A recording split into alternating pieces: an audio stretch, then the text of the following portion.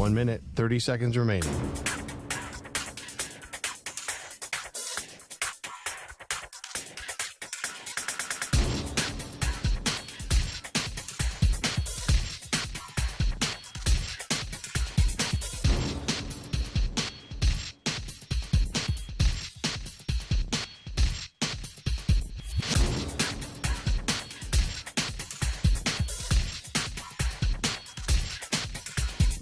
One minute remaining.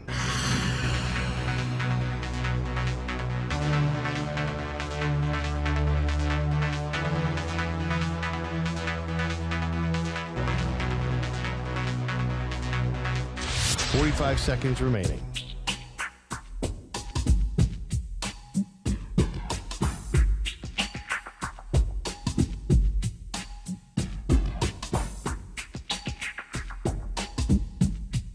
Thirty seconds remaining.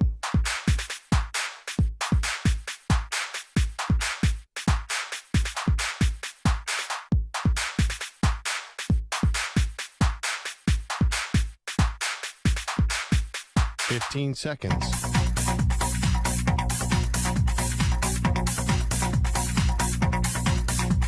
Break ends in 5 seconds.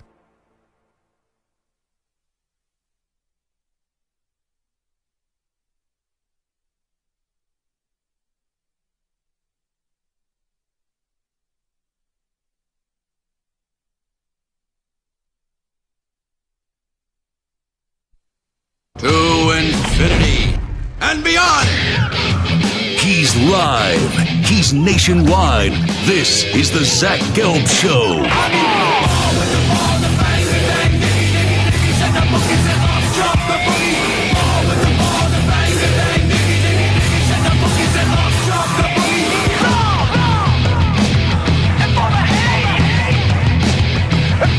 Here's your host, Zach Gelb.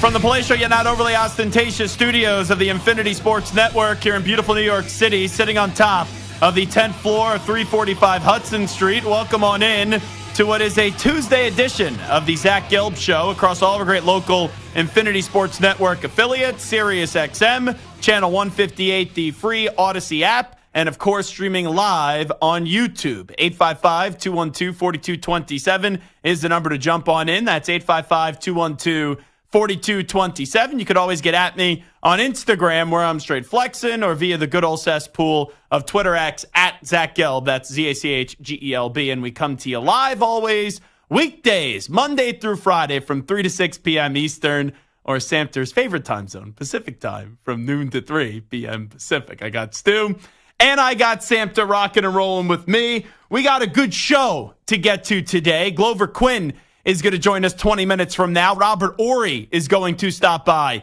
at the top of the hours. You got to tip off the NBA season tonight. Huh? What? Yes, basketball is back, even though pretty much a lot of our attention is with the NFL, college football, and also, in addition to that, the World Series that comes your way on Friday, where I don't know who I'm rooting for in this World Series yet. I could root for the happiness of one of my producers in Stuart Kovacs, which Stu's a good guy. Stu deserves to be happy. Or I could go back to like young Zach Gelb, who grew up hating the Yankees. Now I don't hate the Yankees, but then there are some insufferable Yankee fans, some of them that I work with, that, and not you, Stu, to be clear, that if the Yankees do win, they're going to kind of rub it in the face of the Mets, because there's already been the big brother smacking down on the little brother kind of in the last 24 to 48 hours.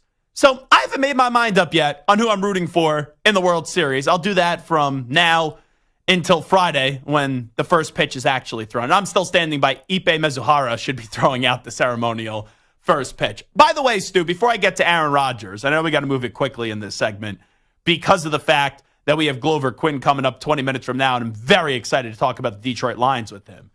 I have now known you since what? 2017? Maybe even earlier than that? It's going close to 10 years now. Wow. So I have known Stu for like 8 to 10 years. Like, known of you, have worked with you. I would say, though, for the last 5 years, I have really, really known you, I think is a fair assessment. We exchange daily emails, texts, and obviously a ton of communication that goes on when I see your lovely face each and every day. I don't know if this is something new. I don't think it's something new. I don't think it's something you just added to your email sign-off. But up until today, I never knew on your email sign-off that you were a junior. You are Stuart Kovacs Jr.? I am junior, yes. My dad is also Stuart. Oh, has that always been on your email sign-off, Junior? I think that's new. I added that a few weeks or months ago. Gotcha. Not new as in today, but recent. Okay. So I guess I'm not very observant, or I just never scrolled to the bottom of the email. And for some reason, I scrolled to the bottom of the email today because Stu sends me the Sports Minute sponsorships each and every day. And usually they're small enough where you could just copy and paste it. But for whatever reason today, I was doing it off my phone. And I saw at the bottom it was Stuart Kovacs Jr. I think I know why. Usually I send it to you on my phone, but today I sent it from my computer. Oh, there you go. So I'm only using my phone. You're only using your computer. And somehow that translated into me finding out that you were Stuart Kovacs Jr. So Stupac Jr. is what we're going to go with for Stuart Kovacs now. All righty, let me get to Aaron Rodgers.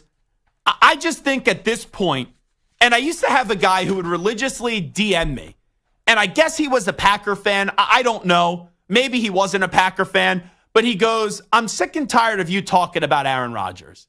And I would get these messages like nonstop about Aaron Rodgers and the conversation about Aaron Rodgers. Let me say right now, the juice is no longer worth the squeeze when it comes to Aaron Rodgers. A few years ago, there was a lot of conversation, a lot of drama, and I think at the time, Aaron had a right to be annoyed with the Packers organization, even though the Packers ended up getting it right, moving on from Aaron and drafting the replacement plan a few years prior with Jordan Love, even though Brian Gutekunst was met with a ton of severe criticism at the time. But in the immediate aftermath of that, even though Rodgers was annoyed with the organization, even though he was tuning out Matt LaFleur, had to kind of get talked into developing a better relationship with Brian Gutekunst because that's how nasty it did get. The press conferences, everything that we talked about with Aaron Rodgers, when he was winning back-to-back MVPs, the juice was still worth the squeeze, even though they had their shortcomings in the postseason.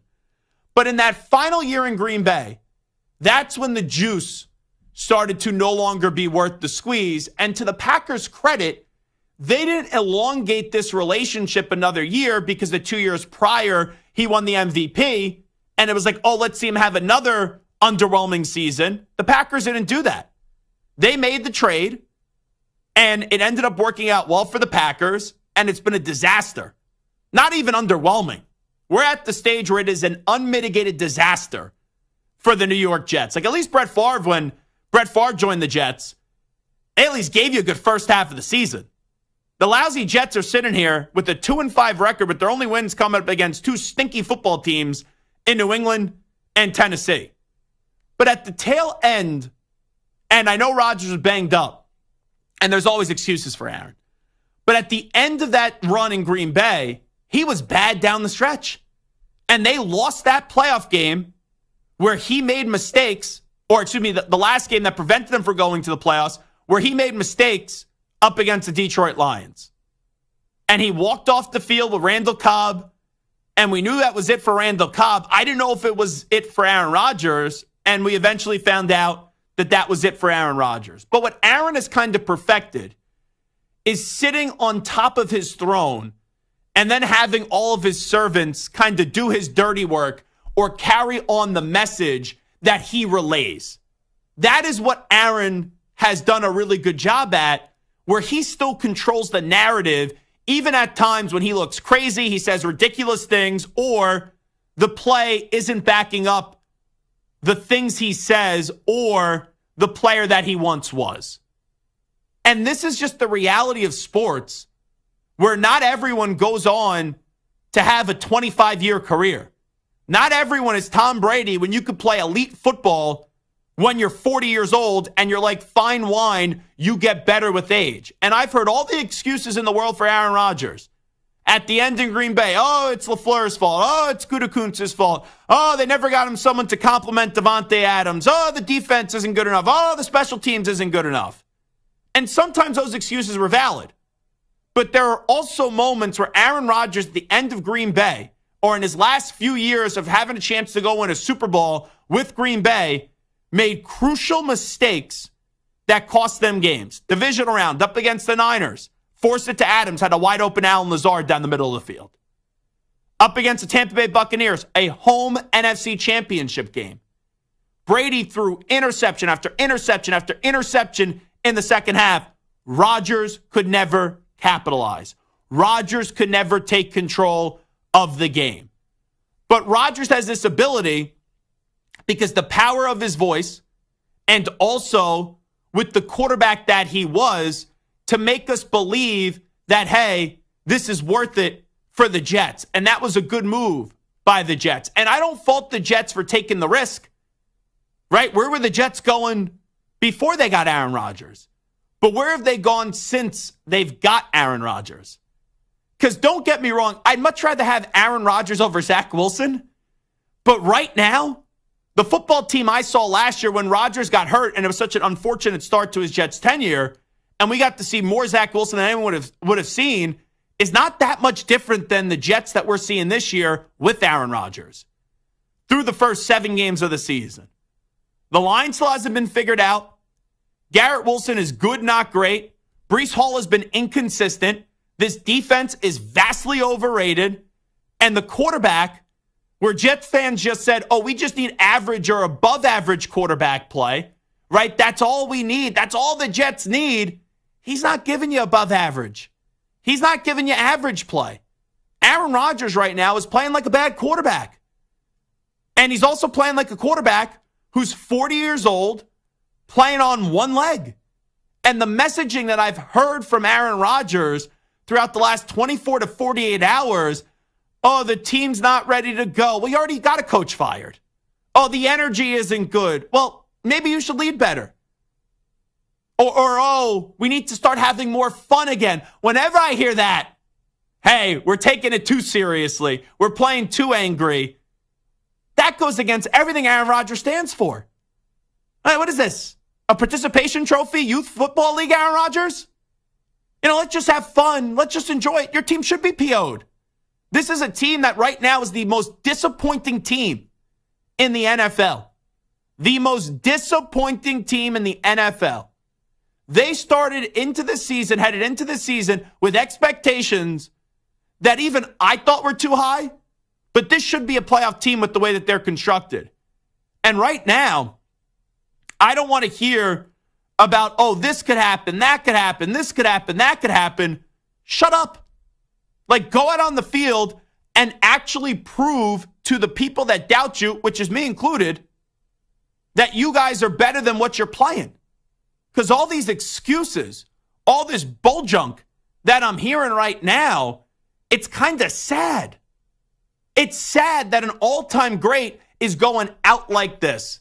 And I understand Rodgers has a bus reserved for him in Canton, Ohio.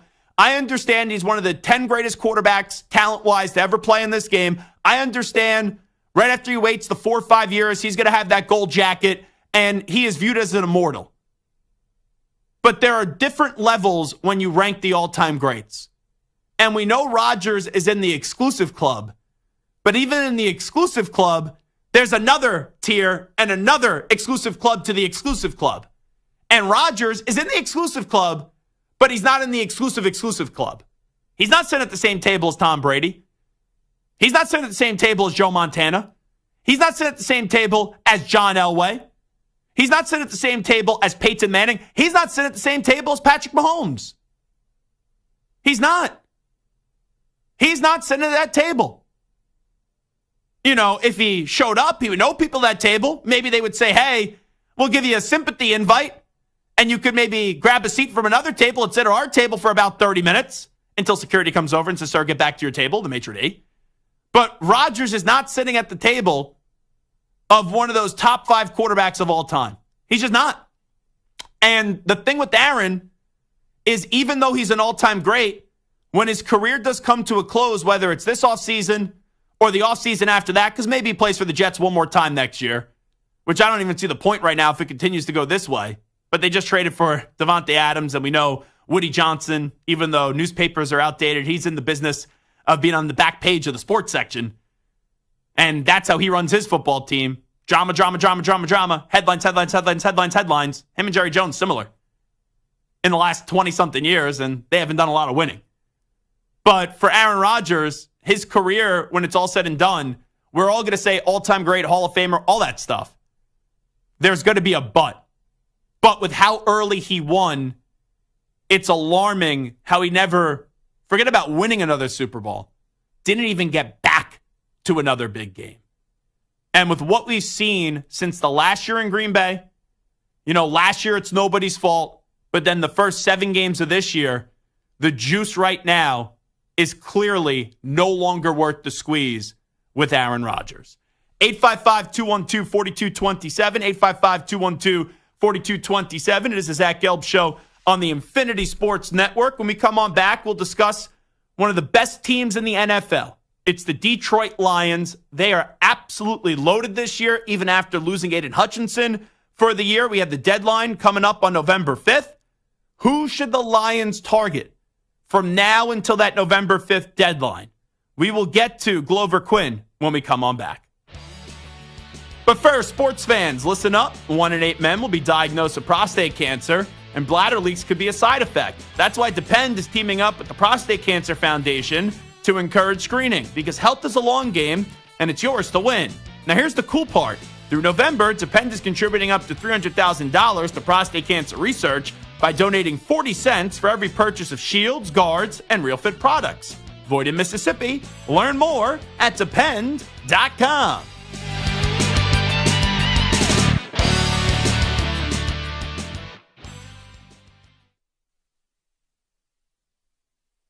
You're in a 4.5-minute break.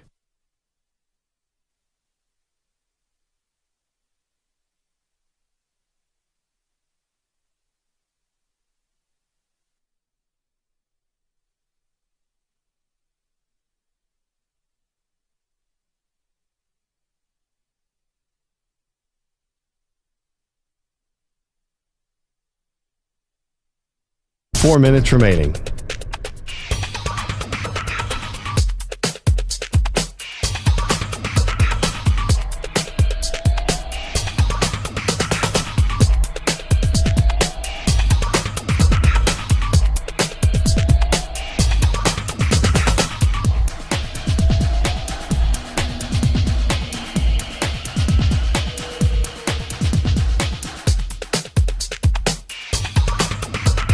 Three minutes, 30 seconds remaining.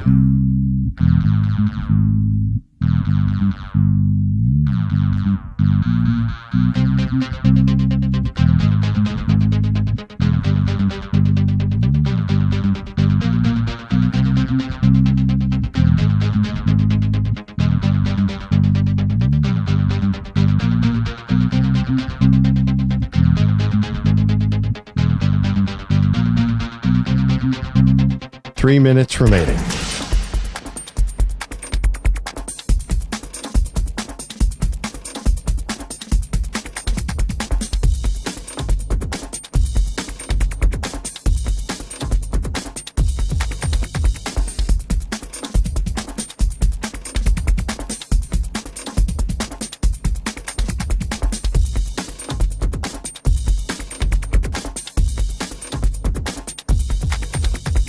Two minutes, 30 seconds remaining.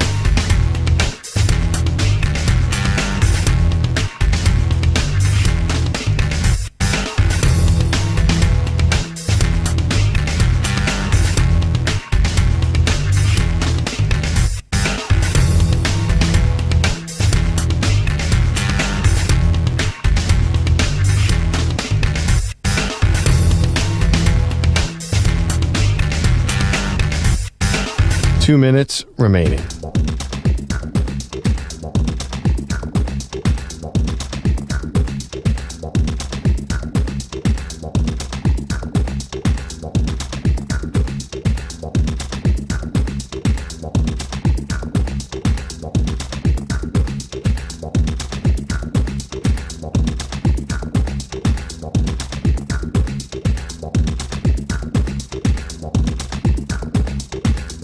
1 minute, 30 seconds remaining.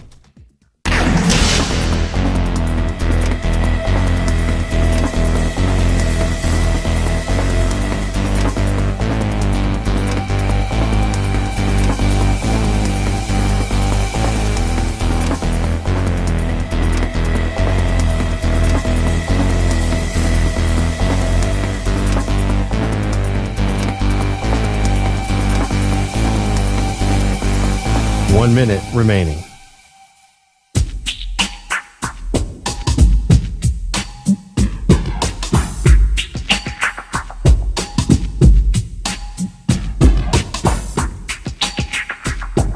Forty-five seconds remaining.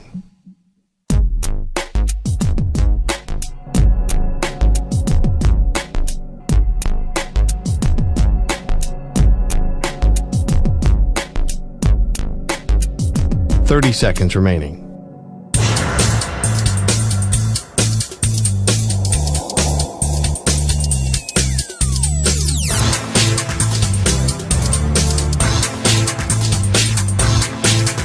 Fifteen seconds.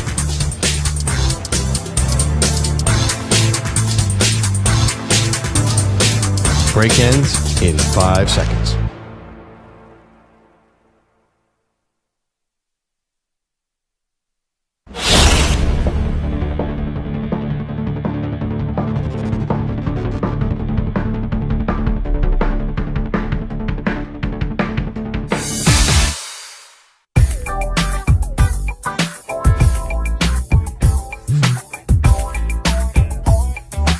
You're listening to the Zach Gelb Show. The Detroit Lions are one of the best teams in the NFL, and they have legitimate Super Bowl expectations this year, and it's a story that's a whole lot of fun to watch and follow. Now let's welcome in someone that played for the team, does a great job with Believe, the podcasting network, Believe in Lions, and that is former Lions defensive back Glover Quin here with us once again. Glover, appreciate the time as always. Thanks for it. How you been?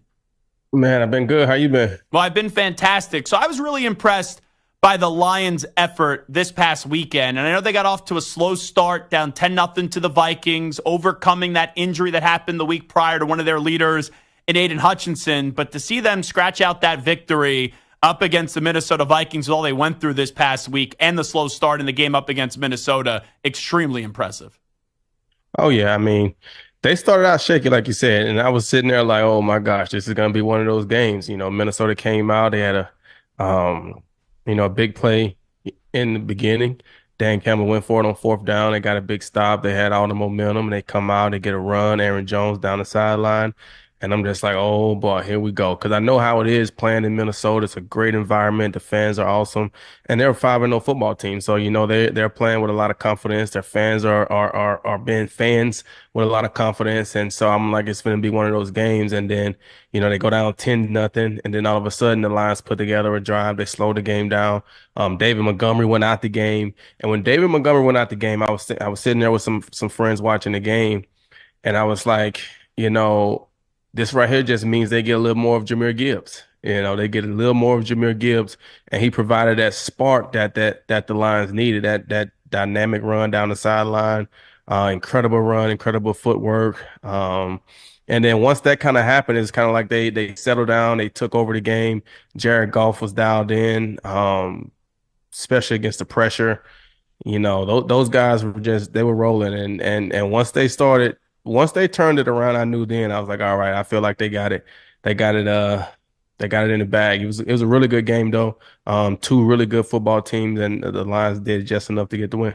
They're a deep team, and you watch this team, there's a lot of stars on the Lions. I was having this conversation with a buddy of mine over the weekend. If you had to pick who their best player is, now with Hutch being out, who do you think their best player is pound for pound on this football team in Detroit? I mean, I think if you look defensively, you got to go with Brian Branch. He's been playing awesome. You know, I think he's had 4 turnovers in the last 2 weeks, 3 interceptions, the forced fumble in Dallas. Just been all over the field. So I think him and, you know, obviously Kirby Joseph has been playing well. The 2 safeties really have been playing well this season. So I think you really got to go there. Aleem Hicks, I think his name has been the D lineman. I can't even remember exactly. Aleem McNeil. Yeah. Aleem McNeil. He's been playing really good on the inside as well. Obviously, he got the big extension. But I think pound for pound, you got to go with the safeties, and I'm gonna say Brian Branch. Offensively, you know, obviously Jared Goff is leading the charge. He's playing really well. But you look at, Jahmyr Gibbs is dynamic. David Montgomery, they call themselves Sonic and Knuckles, and those guys are doing their thing, man. I think everybody's feeding off of the run game. That opens up things for Amon-Ra St. Brown. They just got a whole slew of guys, but I think you got to go Brian Branch on defense and probably Jared Goff for those two running backs on offense. Yeah, I don't think there's a wrong answer. I could just as equally argue Amon-Ra St. Brown or even the big fella up front in Penei Sewell. I actually think the answer may be Penei Sewell. That offensive line is humming right now in Detroit. Oh, yeah, those guys, when you build a team like that, you're having Taylor Decker, who's been there for a long time. Graham Glasgow's been there for a long time. Penei Sewell, just an all-pro talent. These guys are phenomenal. And when you build a team from the inside out, it allows you to be able to control the line of scrimmage. It allows you to be able to play tough, hard-nosed football and come downhill and just hit teams in the mouth and insert your will on the game. And they've been doing that offensively and defensively. And, you're right. Penei Sewell may be one of the, he's probably one of the best, O-linemen in the game for sure. I saw a crazy stat the other day. The Lions offense is the only team, Glover Quin, with more offensive TDs 18 than incompletions 16 in a 4-game span since the merger. With that being said, I know you've been very complimentary about Jared Goff. He's always been like, it's a complex conversation, even though he got to a Super Bowl in LA. They gave up on him. It's clearly now working in Detroit. How do you view Jared Goff as a quarterback, just wondering right now, when you compare him to the rest of the league? I think, Jared Goff is one of those guys that, he has an even keel, even demeanor. When he's rolling, he's rolling. I'm not going to lie. I've been critical of Jared Goff in the past. Last year, I think they were going on a stretch of a few games where the offense just wasn't performing really well. And I just felt like in that moment, we needed Jared Goff to provide a little spark. Sometimes you can't just, be the calm guy. Sometimes you gotta provide a little spark. You gotta say something sometimes. And so I've been critical of him of that. But when he's good and he's rolling, he's rolling. And, he doesn't, force a lot of balls into coverage. So he doesn't throw a lot of interceptions, doesn't turn the ball over. I mean, he's had multiple games this year where he's been at least 12, 15, 18 for 18 passing. I think Sunday he was probably 15 to 15 before he had his first incompletion. I know another game this season he was like 18 to 18. That's why they have more touchdowns than incompletions, because he's not throwing the ball into coverage a lot of times. A lot of times he's throwing the ball into guys that are wide open, but that's a credit to the O-line that's giving him protection. He's not having to force and rush a lot of throws. He's not getting hit a lot. And so that all plays a part into it. So the run game, being able to control the run game, I think a lot of those incompletions that he's had in this whole entire season came in week 2 against Tampa Bay, because they didn't establish the run game against Tampa Bay, and they threw it way too many times. And I think that's probably when he had his most incompletions this entire season. Ever since then, they've kind of really been controlling the game, running the ball and throwing play action passes, and guys have been wide open. And when he's had to make a critical throw in critical moments, he's made that throw. But on the other hand, the guys are catching the ball. You see a lot of teams around the league where guys are dropping touchdowns, dropping passes. The Lions guys have really been catching the football. So it takes two. Jared Goff obviously has to make good throws, and the guys on the other end has to catch the ball, and they've been doing that. Last week, I had a chance, Glover Quin, to talk to former NFL general manager Thomas Dimitroff, and I said, Lions, Max Crosby, trade with the Raiders. What is it going to cost the Lions? He said at least 2 first-round picks. Would you be willing to give up 2 first-round picks for Max Crosby to get him in Detroit? I mean, I think that's tough. I think they're in a position to where they can do it. I think they have a great group of young talent. They've paid a lot of guys. They still got some guys left to pay. They've drafted well over these last few years. So I don't know if they want to give up a first-round draft pick, but I do know The windows in the NFL close real quick, just like they do on defense, right? When the guy is open, the quarterback has to anticipate that throw and make it because those windows close really quick. So the window of winning, it closes really quick. And right now you got a good group. You got a bunch of young guys. You haven't had to pay Brian Branch yet. You haven't had to pay Kirby Joseph yet. Jahmyr Gibbs, you're going to have some guys coming down the pipeline. So I don't know if you give up 2 first rounds. But if that's what you got to do, this right here could be the year. Yeah, you might have to pull that trigger. Well, that's why I would say bleep the picks. 2 first-round picks the next 2 years. They're going to be pretty late picks anyway. You got a window to go win a Super Bowl for an organization, as you know, has never done it. That's why I would do it if that's what the cost. But I'll ask you this on the flip side of that, Glover Quin. With how the league is right now, and look at what the Chiefs are doing. They're winning with their defense first. I know they have the all-time great quarterback in Patrick Mahomes, but he has right now more interceptions than touchdowns. And the way that they've won over the last year has been defense first. We know the Lions' strength is offense. When you look at this defense, even without Hutch, do you think they don't need to be great, but can they still be good enough to win a Super Bowl with what you're seeing so far from this defense? Well, I think the thing, they've been very opportunistic on defense. Like I said, I think Kirby Joseph has 4 interceptions. I think Brian Branch has 3, maybe. I know he caught 2 in Dallas, caught 1 last week.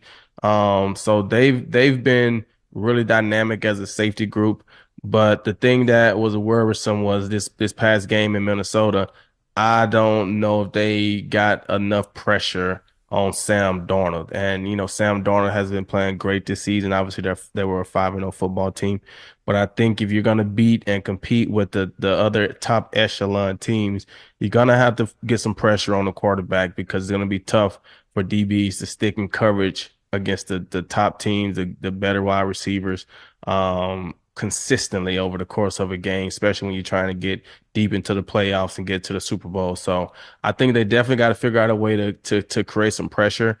I don't know if they can continue to just allow the quarterbacks to sit back and just have a field day and throw the ball to whoever they want to without any pressure. So they're going to have to figure something out. Either they got to go and get somebody that's going to cost a lot, or you got to find somebody that fits their system, fits what they're doing. Maybe somebody that's familiar with Aaron Glenn, that they can get that may not cost as much, but could provide some kind of spark, and they do it as a unit, as a group of pass rushers. But they're going to have to figure out a way to create some pressure.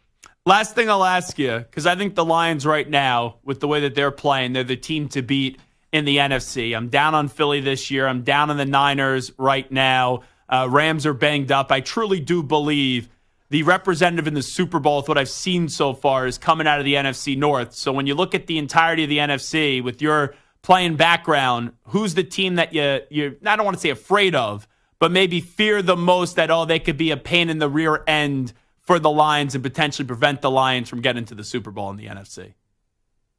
Well, I mean, I think if you're just looking at it in that regard, I think it would probably have to be one of the other teams in the NFC North, in my opinion, because we play those teams twice, and so it's hard to beat a team 3 times, right? So you beat Minnesota already, so you go beat Minnesota again when they come to Detroit. You play Green Bay, so you beat Green Bay twice, and then you run into those teams again in the playoffs.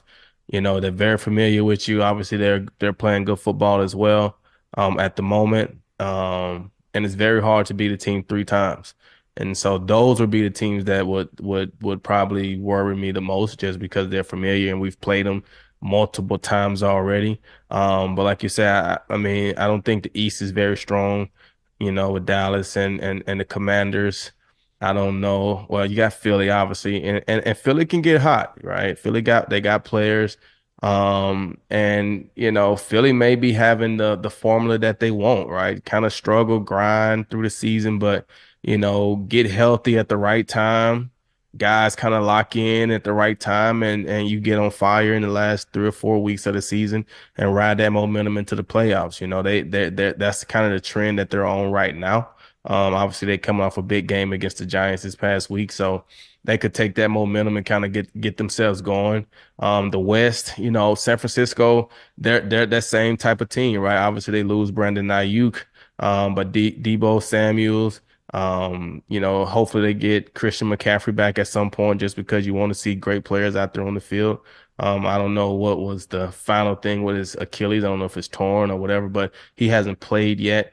But San Francisco has been there each and every year, so you always got to think, that they can get the job done as well. But if I just had to choose right now, like you said, I would say it would be one of those teams out of the NFC North, Minnesota or Green Bay, the team that we, if we meet them in the playoffs, that would be our third time playing them this year. He's the former NFL defensive back for the Texans and the Lions. He, of course, is Glover Quin, who now hosts Believe in Lions, along with Lions writer Brandon Brown, to bring you all the latest buzz surrounding Coach Dan Campbell, Jared Goff, Jahmyr Gibbs, and the rest of this highly anticipated Lions squad. Glover, appreciate the time. Thanks for doing this. Oh, man, thank you for having me. You got it. There he is, Glover Quin, joining us on the Zach Gelb Show on the Infinity Sports Network as we highlight the Lions, who are red hot right now. And I would love to be in New Orleans this year for the Super Bowl and be talking about, for a week at Radio Row, Dan Campbell and the Detroit Lions. The NFC North I just love. The Bears have now become fun. The Vikings I'm enamored by with what O'Connell's been able to do. I have so much respect, clearly, for the Packers organization. So that NFC North, I really do believe we're going to see the Super Bowl representative from the NFC come out of the North. That's just what I feel. All righty, well, come on back. NFL player, NFL coach, college player, college coach. We do superstar shout-outs on a Tuesday right here on the Zach Gelb Show on the Infinity Sports Network. But first, we toss it over to the man sitting to my left for the latest Infinity Sports Network Sports Flash, the Ackman, Rich Ackerman. Infinity Sports Network Sports Flash. And it's sponsored by Progressive Insurance. Protect your family, your phone, and your furry friends with Life electronic device and pet health insurance. The Celtics are coming off their 18th championship and begin their quest for a 19th tonight. Their title defense opens against the Knicks, who could be their biggest competition in the Eastern Conference. New York had a terrific season a year ago and took a big step forward. Captain Jalen Brunson said it's now time to go to another level. We want to take the next step. We want to be better than we were last year. But I think for us, we can't look past. We can't get back to where we were. We can't get back to Game 7 in the second round. We have to start all over again. And I think that's the beauty about all this. You never know where you're going to end up. Obviously, we want to get better, and we're going to use last year's definitely as motivation to continue to pursue our goals. To that end, the Knicks made a blockbuster trade several weeks ago, acquiring Karl Anthony Towns before the start of training camp, as well as Mikal Bridges in the offseason. The other part of tonight's doubleheader features the Timberwolves and Lakers, with L.A. coming off a first-round playoff loss, and a new coach now in J.J. Redick, and LeBron James will be playing his 22nd season and be joined by his son Bronny. The Sixers will open tomorrow against the Bucks without Joel Embiid and Paul George, and Russell Wilson will take reps with the Steelers' first team at tomorrow's practice. I'm Rich Ackerman. This is the Infinity Sports Network. Follow us on Instagram. Our handle is Infinity Sports Network. That's Infinity Sports Network to follow us on Instagram.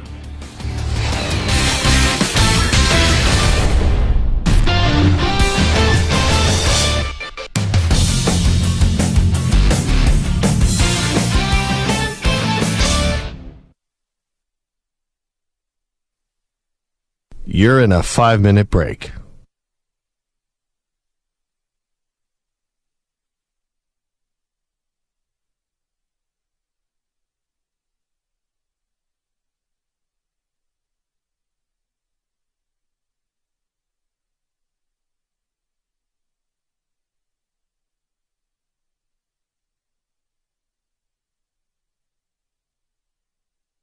Four minutes, 30 seconds remaining.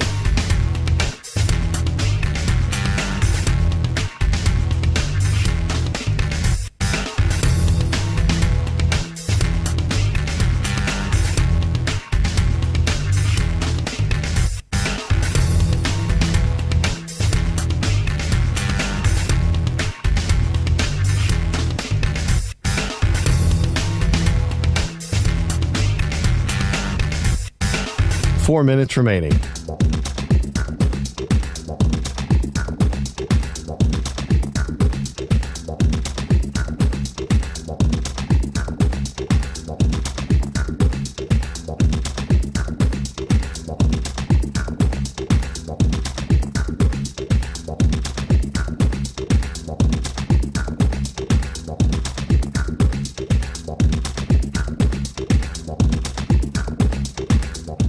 3 minutes, 30 seconds remaining.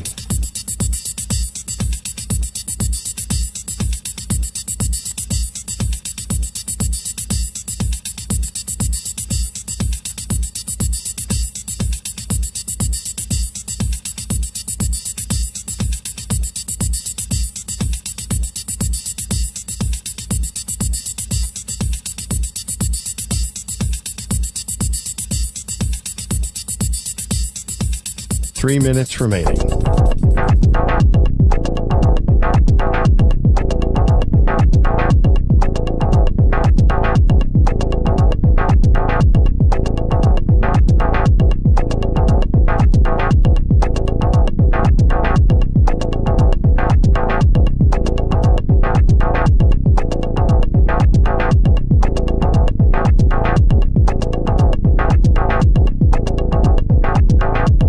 Two minutes, 30 seconds remaining.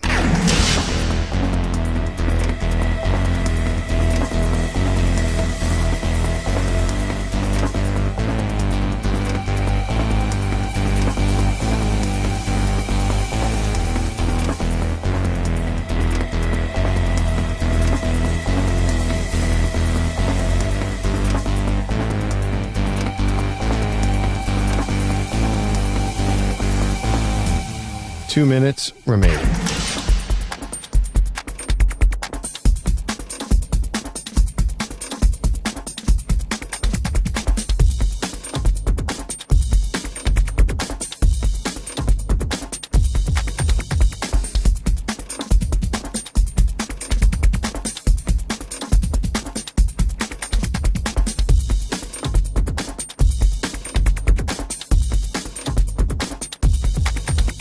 One minute, 30 seconds remaining.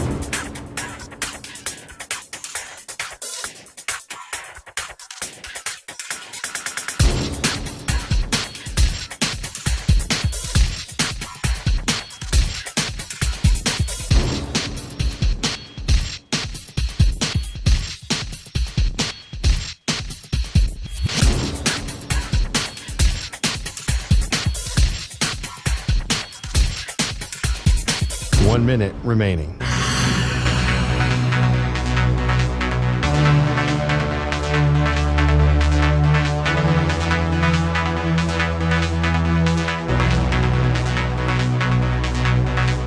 Forty-five seconds remaining.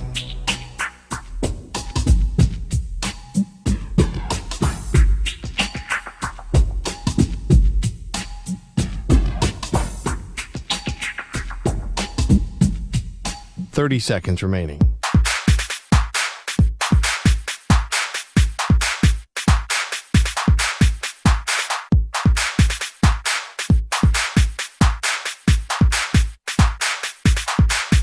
Fifteen seconds.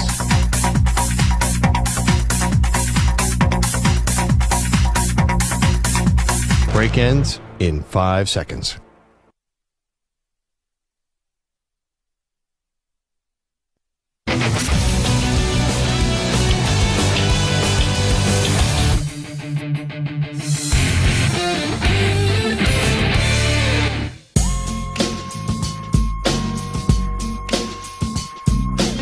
Welcome back to the Zach Gelb Show on the Infinity Sports Network. That's right. The Defensive Player of the Week is sponsored by the Navy Federal Credit Union, who proudly serves the armed forces, DOD, veterans, and their families. Members are the mission. Learn more at NavyFederal.org. This week's player, Steelers cornerback Beanie Bishop. In Sunday's win over the Jets, the rookie out of West Virginia had 6 tackles and 2 interceptions. Pittsburgh, as a team, held the JTS Jets to only 15 points. Yikes. We'll get the superstar shoutouts in just a second. 855-212-4227. 855-212-4227. Let's go to Todd in Tampa. Next up on the Zach Gelb Show. Todd, what's shaking, my man?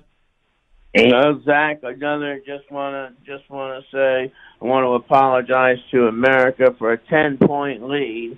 Okay, then Christian Wirfs gets called for a hold, a ticky-tack hold after Baker hits Godwin in the end zone to go 17-17.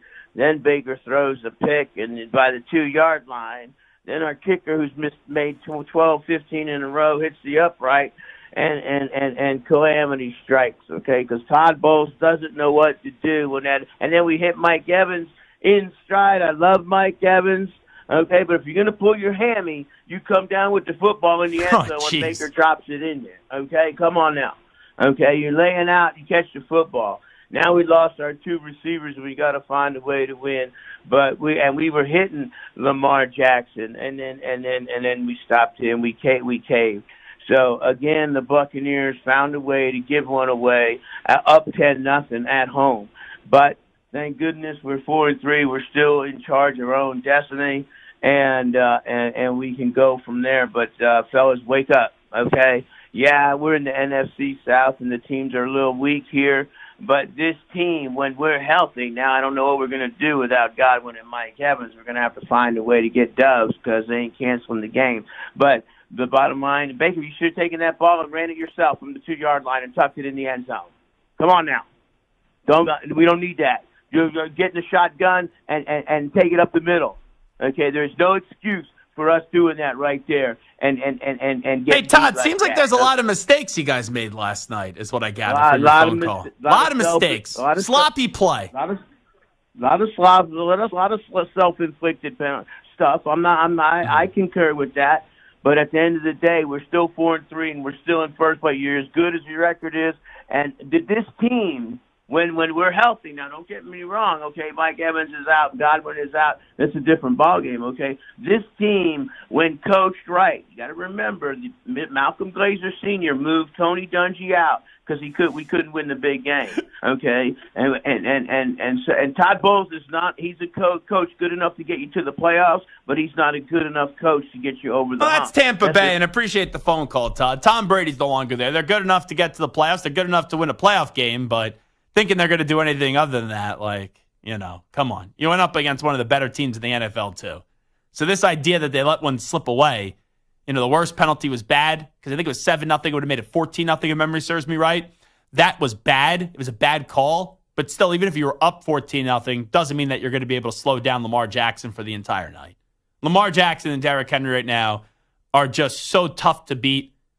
And the Ravens actually let you guys, in a weird way, back in the game.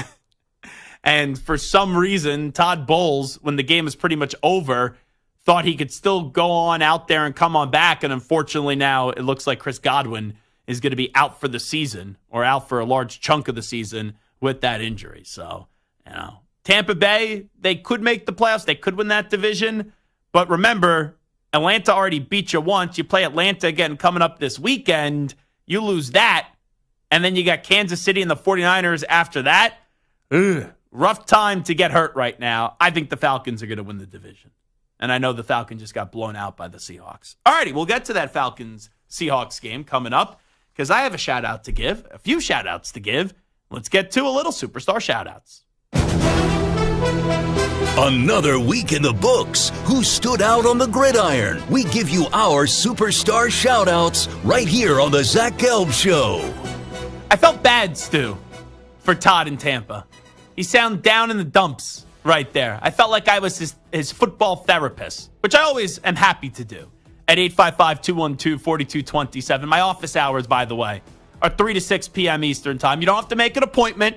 You just walk in, you talk to Samter, you get on the air, and we take appointments, walk-ins only. No scheduled appointments. Walk-ins only. So I felt like I was a good friend there for Todd in Tampa. He sounded very emotional about the game. But anyway, let me get to a player I'm very emotional about.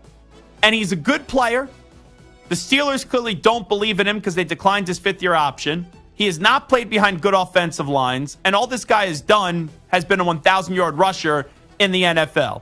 And that's Najee Harris. And on Sunday Night Football, with the whole world watching, well, some people may have been watching more of the Mets-Dodgers, but it's still the NFL, so probably the whole world watching Steelers and Jets. You get the point. Najee Harris had 21 carries for 102 yards and a touchdown. So I give a little superstar shout-out to Najee Harris. All right, for my NFL player, I'm going to go with another running back. A running back also in Pennsylvania, and that's Saquon Barkley of the Eagles. Obviously, going up against his old team, the Giants, there was a lot of talk, especially locally, nationally as well, but especially locally, about how he would be perceived and how he would do against his old team. And he dominated 17 carries, 176 rushing yards, and a touchdown. All righty, let me get to my coach in the NFL for superstar shout-outs. We will go to Mike McDonald. Old McDonald had a farm, E-I-E-I-O. Well, the Atlanta Falcons got absolutely destroyed by Mike McDonald. He walked into their house, and put up his feet and watched a 20-point victory for the Seahawks, who after losing 3 in a row, they get back in the win column, and now they are 4-3. And that defense, and he's a defensive-minded coach coming over from Baltimore, picked off Kirk Cousins twice. He was 24-35 for 232 yards. I know Bijan Robinson had a nice game, but it was really Bijan, and no one else really showed up. So a good job by the Atlanta Falcons. By the Seattle Seahawks taking care of the Atlanta Falcons in this one, and I give the coaching shout-out to Mike McDonald. All right, I will go with Mike Tomlin as my NFL head coach. Obviously, going into this past week's game, there's a lot of criticism, making that move from Fields to Wilson. From who? Who criticized it? Only a few people. Did I? You and I might have both have done that at some point. The whole world? Yeah, mostly everybody. For 1 week, that's why he's highly compensated, as he would say. That's right. Not constipated. He may be sometimes, but compensated. He was talking about. That's right. For 1 week, at least it worked. They beat the Jets by 22. They're 5-2. They look like at least a team that's going to make a run at the playoffs, and they have a real manageable stretch coming up. They have the Giants, the Commanders, maybe with or without Jaden Daniels, and the Browns twice. So they can kind of rack up some wins here if Russell Wilson plays well. All righty, let's go to college. Army and Navy are both in the top 25. They're both undefeated. Army's quarterback, Bryson Daly, is going to join us tomorrow on the extravaganza. And this is what could potentially happen. We already know Army plays Navy each and every year. They could play, though, the week prior in the American Athletic Conference Championship game. Think about that. They could play in the American Athletic Conference Championship game and then have their highly anticipated matchup on repeat the following week. That would really be something. But Bryson Daly, the quarterback in Army, is my superstar shout-out this week for college football. Running the football this year, 130, not Ashton Genty numbers, but pretty damn good. 138 carries for 909 yards and 19 rushing touchdowns. And oh yeah, by the way, he's only had 27 completions on the season for 629 yards, 7 touchdowns, no interceptions. Bryson Daly having great performances, not to be confused with our YouTube chatter Daly. Oh, maybe they are related. I don't know. But Bryson Daly gets my superstar shout-out. I will go with another running back, and that is Virginia Tech running back Bashal Tutin. And against Boston College, he had a great game this weekend. Say that 10 times Yeah, fast. I know. Tutin. 18 carries, 266 rushing yards, 3 rushing touchdowns, added a receiving touchdown. He had a great game. No doubt about that. All righty. Indiana. I know your quarterback's probably out this weekend. He's doubtful. Could be coming back after that. Had a really good first half before getting hurt. But how about the job of Curt Cignetti? Indiana, right now, is not only ranked, they've been ranked for a little bit. They are undefeated. And he came in, coach. He was talking a big game. Check my resume. Winning is what I do. And we're like, oh, hold on, buddy. You're coaching Indiana. All right? And it's one thing when you beat Florida International, Western Illinois, UCLA, Charlotte, Maryland, Northwestern, but this was the biggest test of the season. Even though they're not this great program anymore, it was Nebraska. And not only did they beat Nebraska, they dragged Nebraska up and down the field about 100 times in that game. It was embarrassing. And Curt Cignetti, he wins 56-7. They're 7-0. And the schedule the rest of the way, Washington, Michigan State, Michigan, The Ohio State, and Purdue. Only got one loss on that resume. Maybe they're in a Big Ten championship game. But one loss on that resume, Indiana. College football playoff. You kidding me? The Hoosiers? Last year when I saw Indiana play, for some reason, my friends who are Michigan fans, they rented out a room and it was at an Indiana sports bar in the city. And I remember talking to their fans and they were getting excited because I think Indiana scored right out of the gate. And I'm like, you guys are a basketball school. Pipe down. No, Indiana's now a football school, baby. They're a football school. So Coach Signetti gets my coaching shout out. Snoop, take us home. All right, I will piggyback off your Bryson Daly here. And for my coach, I will go with two coaches. Ooh, two-time. Jeff Monken of Army and Brian Newberry of Navy. They're kind of related, as you mentioned a few minutes ago. Both undefeated, both in the top 25. Both have Notre Dame in the future. I know Navy has Notre Dame this week. Army has Notre Dame in a few weeks. But like you said, that dream scenario of them playing, back-to-back weeks and playing for that possible spot in the college football playoffs, that's pretty interesting. It would be wild. AAC championship game, maybe both at the Heisman ceremony, both their quarterbacks as finalists, and then the following week, the game that was scheduled has a lot of hype around it already, could have even more hype on steroids, if it goes down the way that we just laid it out for you. Alrighty, that is the Zach Gelb Show on the Infinity Sports Network, hour number 1 in the books. That, of course, was Superstar Shoutouts, a segment that we do each and every Tuesday, highlighting a player in NFL, college, and then also two coaches, NFL and college as well. The NBA season, yeah, it's starting. I know we have the NFL. I know we got college football. I know we got the World Series coming up on Friday. But we'll talk some hoops with the man that knows a thing or two about winning some championships. Robert Horry is going to join us on the other side. We're coming on back in 5 minutes. Don't go anywhere.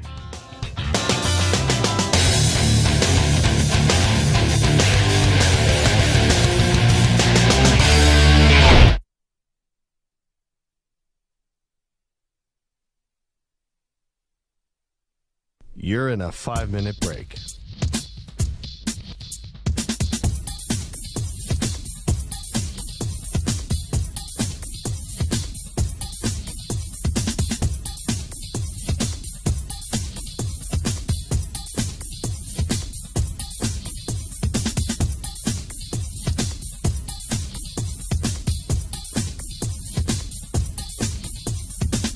Four minutes, 30 seconds remaining.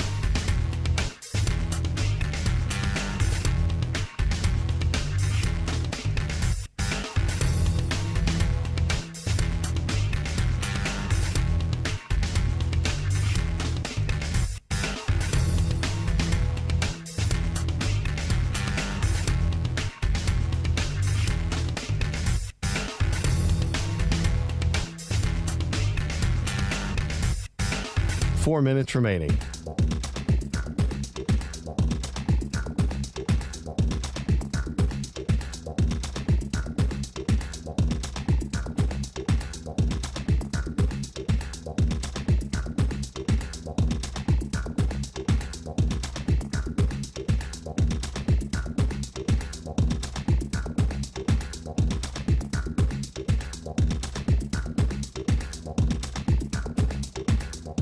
Three minutes, 30 seconds remaining.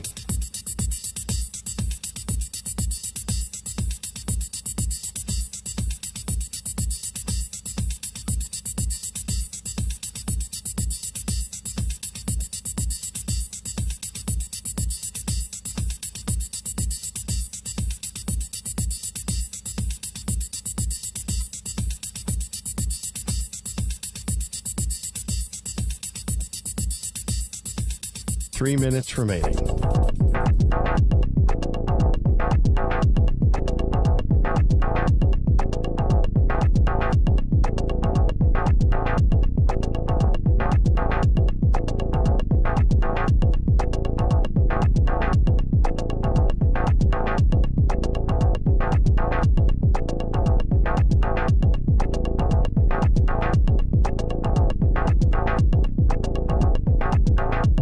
Two minutes, 30 seconds remaining.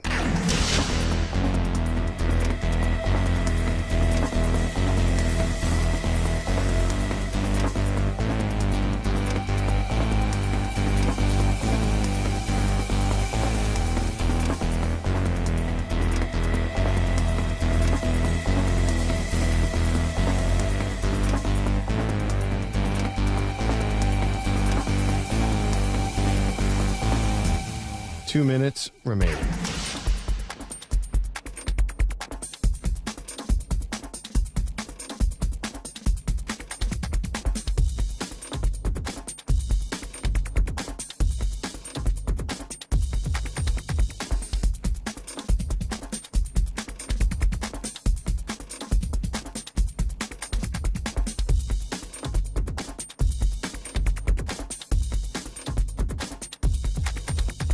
1 minute, 30 seconds remaining.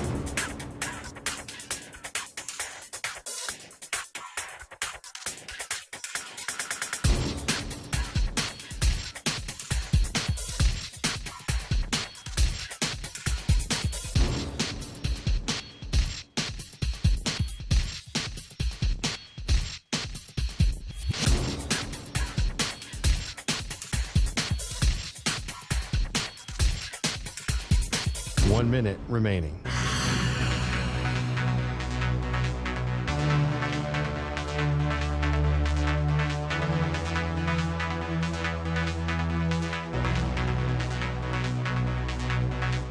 Forty-five seconds remaining.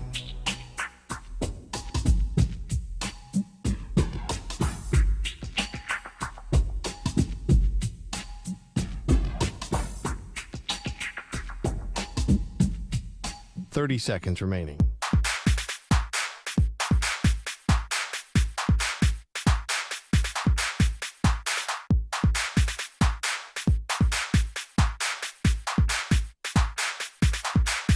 Fifteen seconds.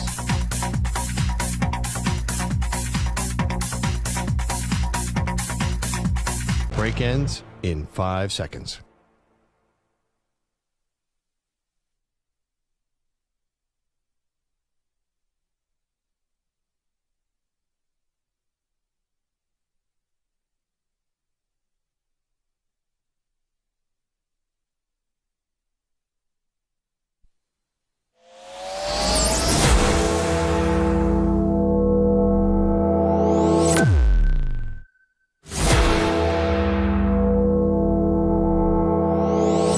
Infinity and beyond. He's live. He's nationwide. This is the Zach Gelb Show. All right, the NBA season is back. You got the Knicks at the Celtics. You got the Timberwolves at the Lakers tonight. We got basketball back in the fold. Let's welcome in a 7-time champion, and that, of course, is Robert Horry. He's here courtesy of BetOnline. Check out BetOnline for updated NBA title, conference, division, and awards odds, plus updated win totals and player stats. Robert, appreciate the time. How you been, my man? I'm good, brother. How are you, man? Well, I'm fantastic. So my producer, Stu, is a huge Lakers fan, and he's wearing a Lakers shirt right now. And I kind of use him as my reference point for how Lakers fans will feel. I haven't even really thought much of the Lakers outside of like J.J. Redick and LeBron and Bronny. We may have heard about that. But I asked Stu a simple question today, and I said, what do you feel confidence-wise with the Lakers going into the season? And he was like, they'll be lucky if they make the play-in tournament. So he's very negative. What's your expectation for the Lakers this year? I feel the same way. But the thing, that all boils down to Lakers' health. Lakers have to be healthy. And if they're not healthy, because you already got Vando out, who's a big cog. Last year they had Vincent out. And, think about what AD was able to do. But the reason I'm thinking they'd be a little bit higher than the play-ins because J.J. Redick has said they're going to go through AD. And to me, AD is the best player in basketball. And I'm just saying that because I cover the Lakers. I wholeheartedly believe that. And I think if they do that, it'll take them very far in this league. Hey, the best player in basketball, Anthony Davis? Yes. I know that you are a Laker and you work for the Lakers, but how can we say that right now? I like AD, but the best player in basketball, what are we doing? Because, see, people who watch basketball don't really know basketball. And this is where I get you at. Because when you talk about a flaw in a guy's game, can you tell me one flaw in AD's game? Not really, right? Staying on the court. I know last year he was rather healthy, but that's been a problem. Going by last year. Going by last year. But now can he do it consistently? That is the question, though. So I like Anthony Davis. Don't get me wrong, but he's not Nikola Jokic, right? Jokic, who's a better defender? Anthony Davis, but who's a better all-around player? Anthony Davis. Okay. We'll agree to disagree on that one. I don't know. Scoring that Nikola Jokic does, and then the assisting as well. Because it's about the system that you're in. Now, if you made AD run the same system that Jokic does, he could do it. And for me, I don't look at how what guys star in. I look at what they are bad in. Jokic is a bad defender. He's a great rebounder, but he's a bad defender. And most guys in this league don't want to defend. And so that's how I judge players. Real basketball players judge basketball players as basketball players, not this quote unquote two-way players, because that's football. Okay. That's not basketball. So let me ask you this. If let's say you can't pick Anthony Davis. If I said to Robert Horry, Anthony Davis, you put him on the sideline, you can't pick him, then who's the best player in basketball? I'm taking Giannis next. Okay. KD. Those two go back and forth, KD and Giannis. Jokic doesn't make my list because if you take, I look at guys who can play defense too. Don't get me wrong, Jokic is a bad boy, but I look at if you take away his ability to push people out the way, because if you watch him play, he should get a foul every time he goes because he throws people out the way. They don't call it. It's almost like what the Kansas City Chiefs are doing now. They throw people out of the way, they hold, and they can't make sacks, and they able to get these wins. And so for me, I just look at that, and I just like guys who can play on both ends of the court. I'm not just one of these guys who says, well, he can give me 30, but he's giving up 35. You know what I mean? Yeah, I don't know.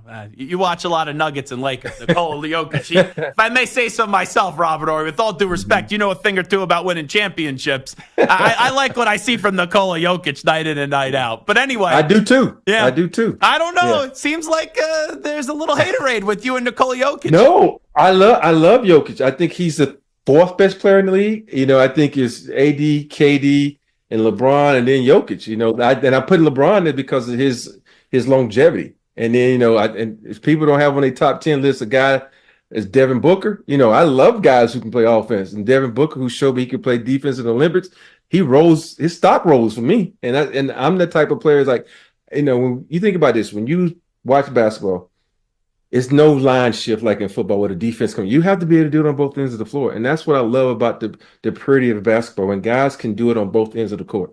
Now, I would be careful attacking Nikola Jokic. His brothers, man, those two brothers. I'd be afraid to say anything critical with those two guys in the stands.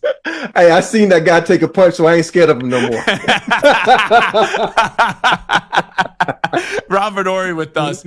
So the big question is, it's not even LeBron right now. It's what could we expect out of Bronny this year? Yes. Your answer is what? One game, and then he's going down to the G League. I think they're waiting to have that moment that's never been done before in the NBA, father-son duo on the floor. And I don't think he's ready yet. And you look at where he connect to shine. You look at Gabe Vincent. So many guys are on that bench that need to play before him. So that's just how it is. It's not the fact that he can't play. It's just that people in front of him are better. When you say one game, you mean just tonight and then he has to work his way back up, or you think one game for the entire season? I just think for the sense of they need to get it out the way. You know, get it out the way early. It's a national televised game. It's the first game of the year. Make it happen tonight. And so we can get it out of the way, and then you can go on about the business of basketball, because you think about it, Lakers they got it tough this year. So many teams around them got better, and they kind of stayed put. And so they need to get wins early so they don't be in a position of how they were each and every year of being in the play-in game. They're too old for that. Well, let me ask you this. I think from a father standpoint, if you're looking out for the best interests of your son, yeah, it makes sense what you're saying. But will the ego of LeBron allow him to have his son get sent down to the G League, in your opinion? Well, he has no choice. At the end of the day, you might have an ego. You know, this is one thing I tell coaches and players. You never set up a player to fail. You never put him in a position to fail, right? And if you put him in the game and depending on him, you put him in a position to fail because he's not ready. You know, he's athletic as heck, but he's not ready. And plus, that's a disservice to everybody in this league who fought so hard to get to the point now. And then all of a sudden, you get pushed back just because the father of this kid is one of the best players to ever do it. And so he says, play my son. And I think at the end of the day, LeBron he's not going to pull that card. You know, he wants to win. He wants his legacy to be added on with more championships. Talking to Robert Horry right now. Who do you think the team is to beat out west? Just in the West right now, who would it be? Oklahoma City Thunder. And I think Shai Gilgeous, you know, when you look at MVPs, man, you know, he was almost there. And this year, what is his odds? I think his odds are something like 15-1 or whatever it is to win the MVP trophy. So I think he is the guy that's going to carry OKC to the Western Conference Finals. Not Dallas and Clay, you know, not Denver, because Denver lost KCP. not the Lakers. I just think it's going to be them because they got better in the offseason by adding, Hartenstein and AC Fresh.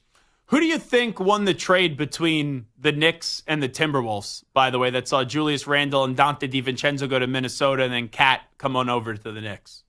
See, I'm a big Cat fan, and and I love Julius Randle too. But I just think overall, I think the Knicks needed some size, and they got some size in Cat. I know a lot of people be hating on Cat because of whatever it may be, and I think Julius Randle is a hell of a player. But I just think there's certain fits that certain organizations need to get better.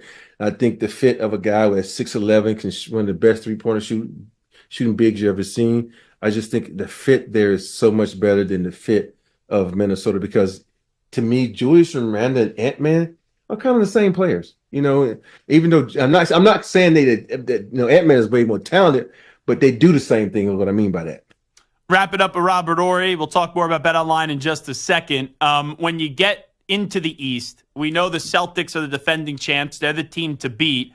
Milwaukee, the Knicks, the Sixers already started their season without Paul George and Joel Embiid, which I think is going to be just an entire storyline throughout the year. But out of those teams, Milwaukee, the Knicks, and the Sixers, who do you trust the most in your opinion?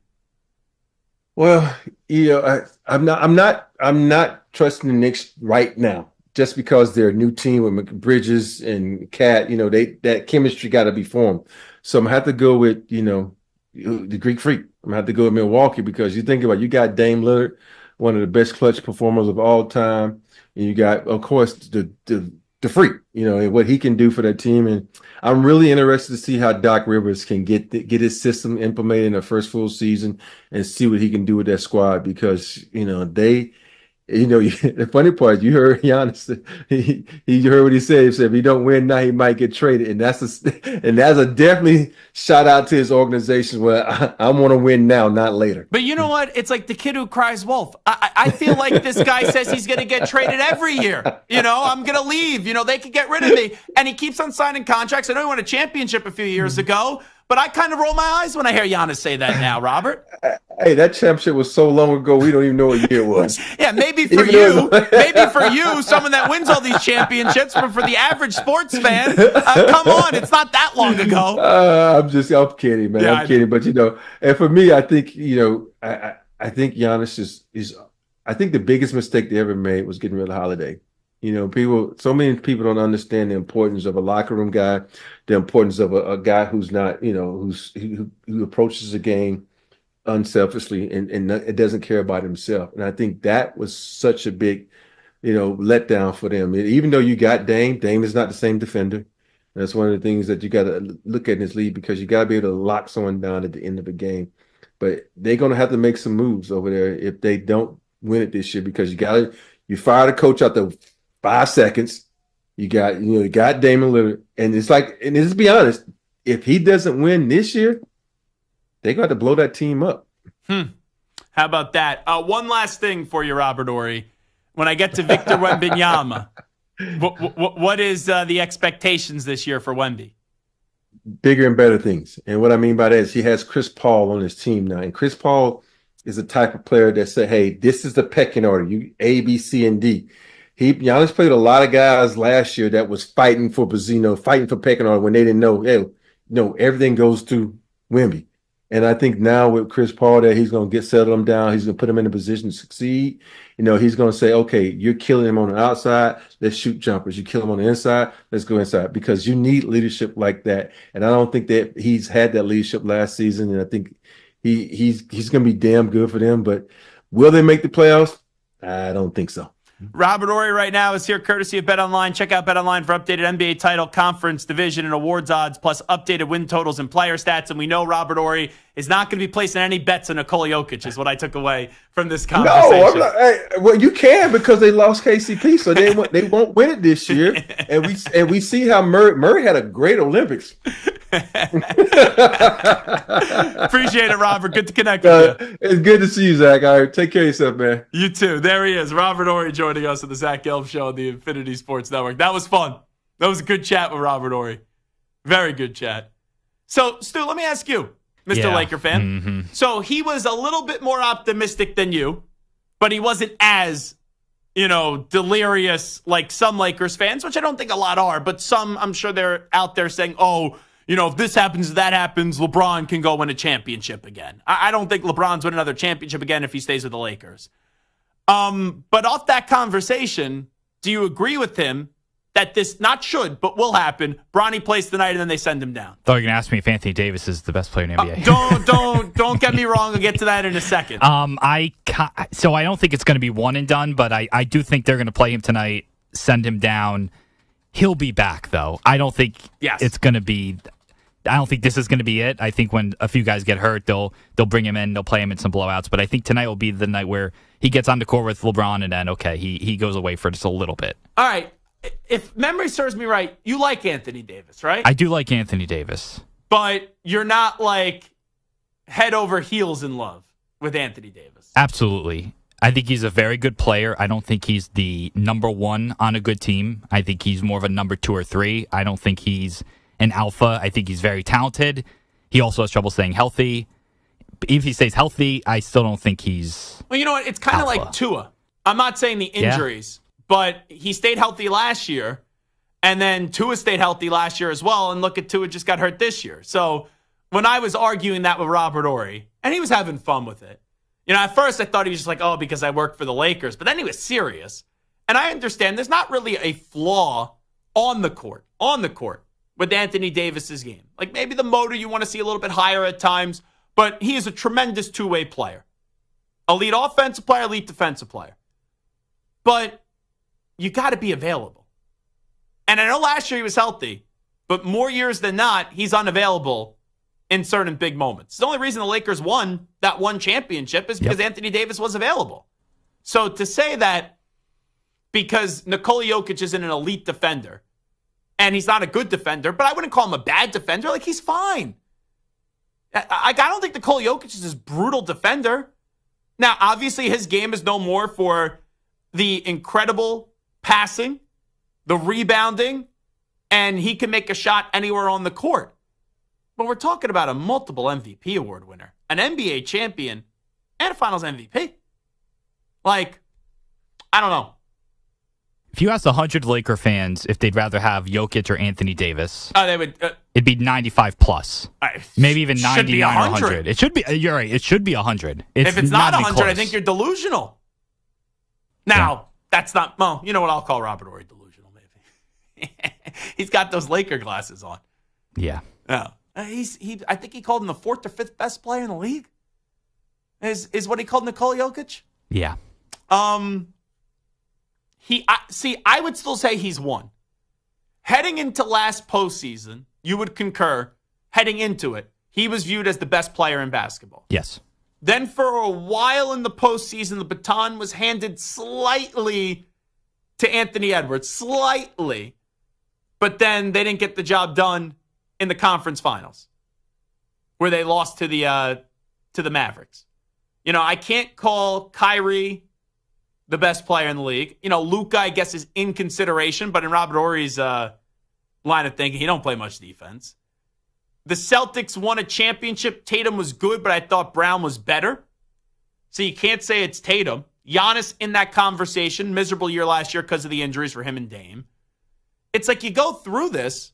Durant and LeBron, they used to be the guys. They're still very, very good. I would still want Curry LeBron. As well. Yeah. I would still want LeBron on my team. I would still want KD on my team, but I would take away Kevin Durant's phone, quite frankly. And then, Curry. I think SGA is on the path. Oh, yeah, he's definitely to that conversation. Definitely top 10. You could argue top 5 player in the league. You could. So, and there's a bunch of other guys as well. But to me, I would still put, for now, Joker at 1. I would. I would say it's a conversation between Joker and Giannis as the 2 best players in the league. And you got to throw Embiid in there, but Embiid's got to stay healthy.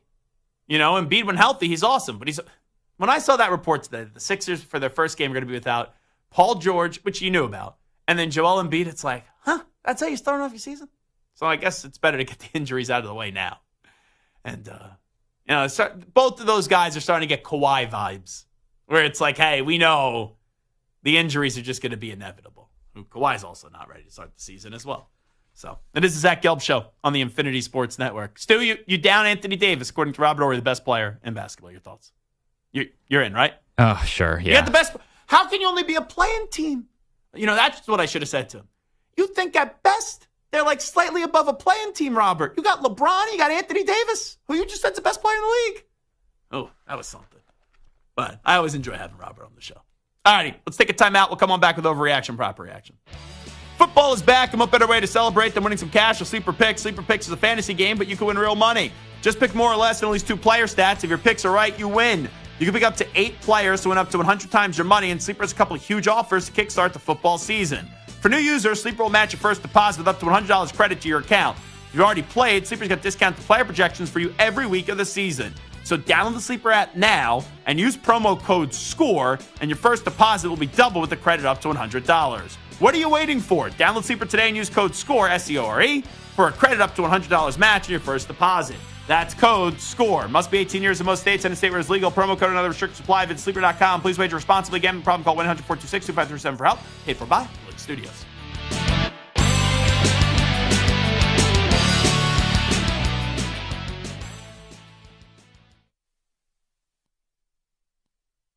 You're in a 4-minute break.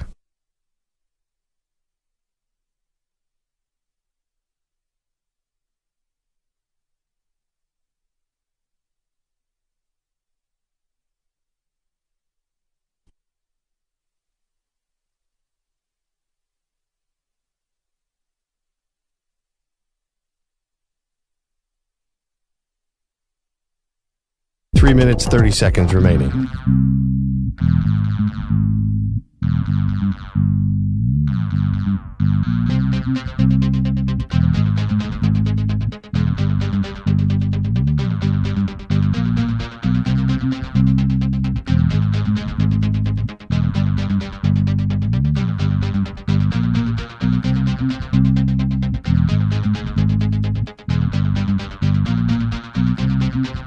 Three minutes remaining.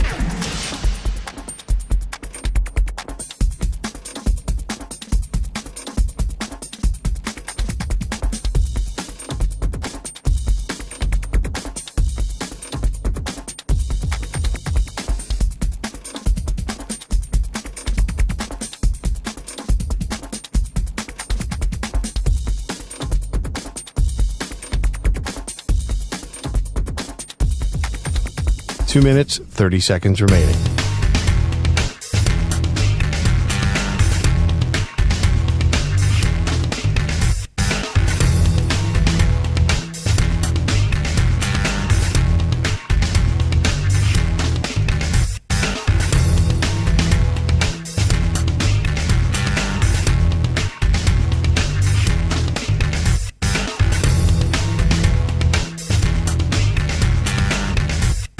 Two minutes remaining.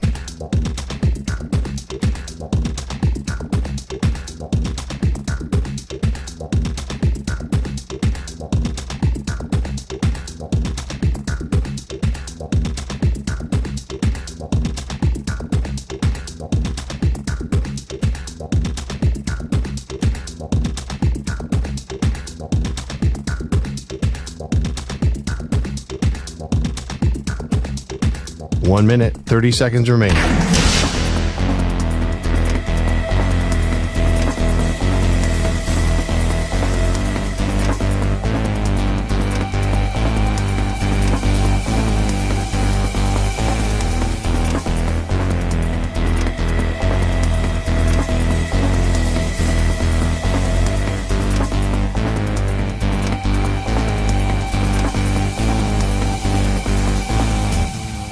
One minute remaining.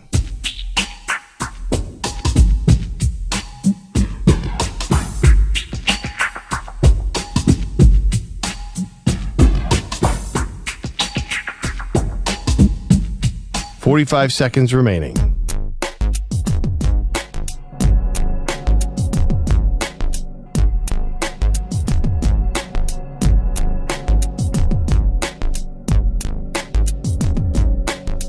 $30 seconds remaining.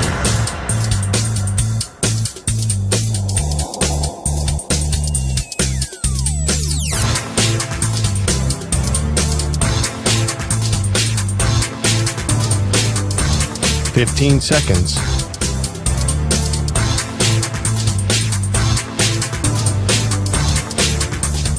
Break ends in 5 seconds.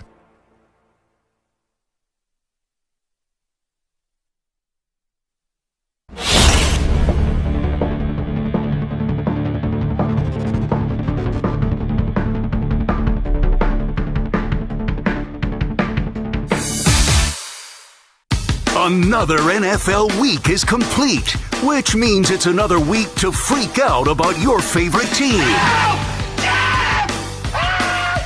Which takes are truly crazy. But sometimes a game can be so bad, it's almost good. You know what I'm saying?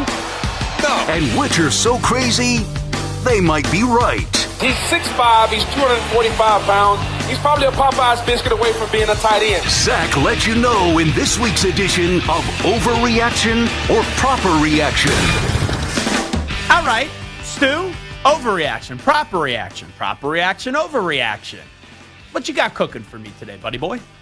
All right, so the Bucs lost to the Ravens last night, but Mike Evans scored his 100th career touchdown in the game before hurting his hamstring. Now, Evans has caught over 1,000 yards in each of his first 10 seasons, but is on pace for just 800 this year, and I'm sure that number will go down if his injury is long-term. So overreaction or proper reaction, Mike Evans is a first-ballot Hall of Famer. How about Todd in Tampa, by the way? Saying, Mike Evans, if you're going to go down with the hamstring injury, catch the ball.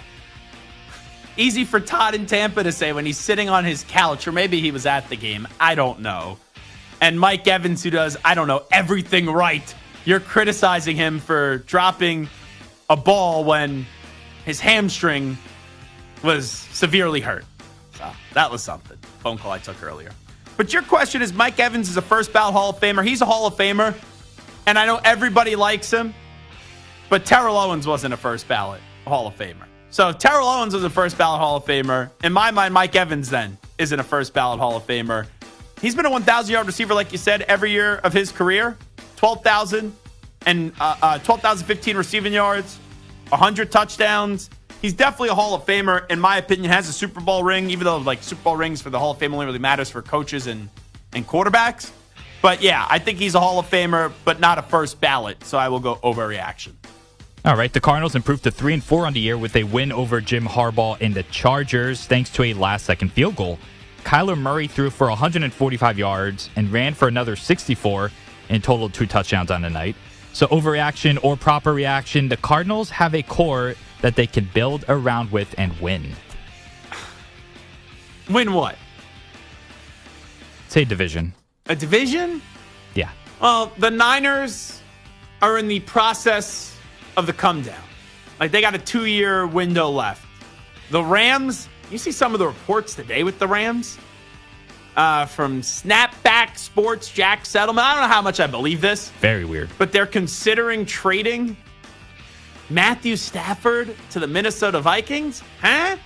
And Diana Rossini, who, right, everyone says credible reporter. Not that Jack can't be right, but Diana Rossini has the benefit of the doubt, credible reporter. The Rams are listening, and the Rams are making a lot of calls in regards to trading Cooper Kupp. So the Rams, their window has happened. Now it seems like their run is over. And the Seahawks, they got a good roster, but I still think they got to move that ball forward into being the consistent team in that division. They got to go get a great quarterback. Geno's fine, but he's not great. But Kyler, I think his ceiling's just good. So when you ask me, the Cardinals have a core that they can build around and win. I'm going to go overreaction there. I think they could be fine. You know, winning a division, I don't see that. So speaking of the Rams and those Cooper Kupp trade rumors that you were referring to, that is apparently something that could possibly happen despite him missing 18 games over the last 3 seasons since his historic season in 2021. So overreaction or proper reaction, when healthy, you still consider Cooper Kupp an elite level wide receiver? So this is something I always struggle with. Elite. How many do we refer to as elite? Is that top 10? Is that top 5? What's the number, Stu? What's the Stu standard for this one? I think for an elite wide receiver, I think you got to be top 5 to be elite. This pains me to say it because I've always said for years Cooper Kupp is underappreciated in the national discourse, but he hasn't been all that healthy the last 3 years. He's phenomenal. He's sensational, but top 5 receiver in the NFL, that's an overreaction. Overreaction. All right, next one. So wide receivers are dropping like flies with injuries, and now the 49ers learned that they lost Brandon Ayuk for the season with a torn ACL and MCL. And he also sent Deebo Samuel to the hospital with fluid in his lungs. However, despite losing Ayuk, the team saw rookie Ricky Pearsall return from the horrific shooting incident from over the summer, and he caught 3 passes for 21 yards this weekend. So overreaction or proper reaction between the Ayuk, Deebo, and McCaffrey injuries, the 49ers are still Super Bowl contenders.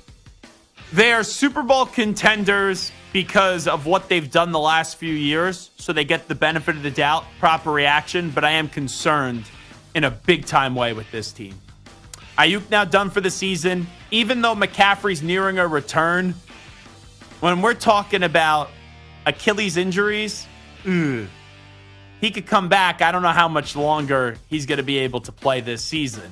And by the way, since you just talked about receiver injuries, breaking news, Adam Schefter, we just talked about Mike Evans. Mike Evans expected to be out until after the Buccaneers' Week 11 bye due to that hamstring injury that Stu was talking about that he suffered last night. But back to the Niners, I think in name, they are a Super Bowl contender. In quality of play, I am shifting away from that, but I will still say, hey, they went through a stretch last year where they had injuries, they lost 3 in a row, and they found a way to get the job done. So a lot of it is dependent on what happens when McCaffrey comes on back. So I will begrudgingly say, between the Ayuk, Deebo, McCaffrey being out, the 49ers are still Super Bowl contenders. I will say proper reaction, but if you ask me that maybe 2 weeks from now, I may say that's an overreaction. All right, last but not least, my Raiders are in trouble, to say the least. Is this like every year you've been at the network? Yeah, You've been able to say? Pretty Outside much. of that 1 year, well, they were in trouble with the 2016. Gruden situation. Yeah. And then Bisaccia came in, and then they made the playoffs. But outside of that, there's not been a lot to really look forward to. Yeah, 2016 was the best year by far over the last 20 years. Carr was playing like an MVP and then got hurt. Yeah. Who started that playoff game? Because didn't someone get hurt Yes. in between Carr? So Matt McGloin was the backup.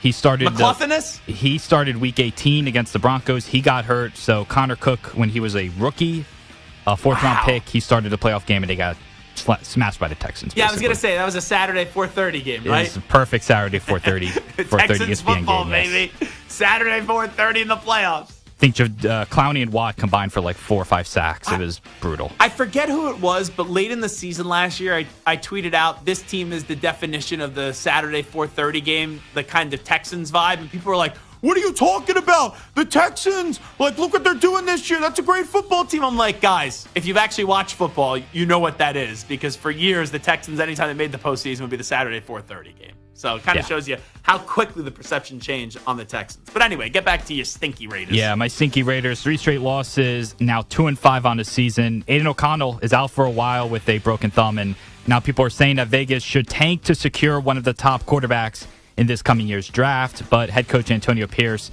threw some cold water on that idea. 2-5, you know, like to see that flipped. But at the end of the day, you got to live in reality, and that's what we're dealing with. You know, all of us can get better, myself included. And I think as we keep going through this, there's still a lot of football left. The season's not over. We're not tanking. We're not trying to lose games to do anything better for the future. Hell, we're trying to be the best team we can. And right now, we're not a good team. So overreaction or proper reaction, the Raiders should tank to land a top quarterback in the draft. Yeah. Proper reaction. There are a lot of bad teams in football right now. I don't usually advocate for tanking, but the Raiders stink. And they don't have a quarterback. They don't. So you need a quarterback. So I would rather put myself in position to go get Cam Ward or Shedeur Sanders so you don't like wind up taking Jalen Milroe. All right? I would want to be as bad as possible if I'm a Raiders fan. That's overreaction, proper reaction. This is Zach Gelb Show on the Infinity Sports Network. Now, Ak, you have probably seen a lot of things happen in New York City, correct, Amundo? I'd say a fair amount. When was the last time you've been on the subway? March 16th, 2020. Oh, you haven't been on the subway since? No. Since Amazing. the pandemic started? Yeah, I've avoided it. Well, you're not missing much. Yes. I just got a text from former network producer, now is the EP of Mets baseball. Ray Martell. In the great, Sugar Ray Martell. This is what he sent me as he was walking onto the subway and what was blocking him from preventing in getting on the subway. I will pass the phone to Ack. I can't show it to the camera. We don't want that. Because I can't show anyone any nudity or graphic images. Oy. You have a guy sitting down in a dress shirt, and his pants are lowered, Stu. His butt is out, and he is sitting down on the entrance to the subway door. Buns on the ground. That's disgusting. And the train can't go anywhere until he... Yeah. The train is ass. That's what I would say. Yeah. You see some things on the subway. You know what? That's why I don't go on the subway now. Yeah, as I just knocked off my computer screen, which is as in good a shape as the New York City subway these days. The computer protector. Yeah, I got to get a new one. I ordered one like 6 months ago, and it wasn't the right one, and I just never have done it again. I've been trying to just get through it as much as possible. But anyway, I was about to say something about, there's a on the subway. Stu, you know how people are always begging for change on the subway? Yes. There has been a lady that has been claiming to be pregnant now for 6 years.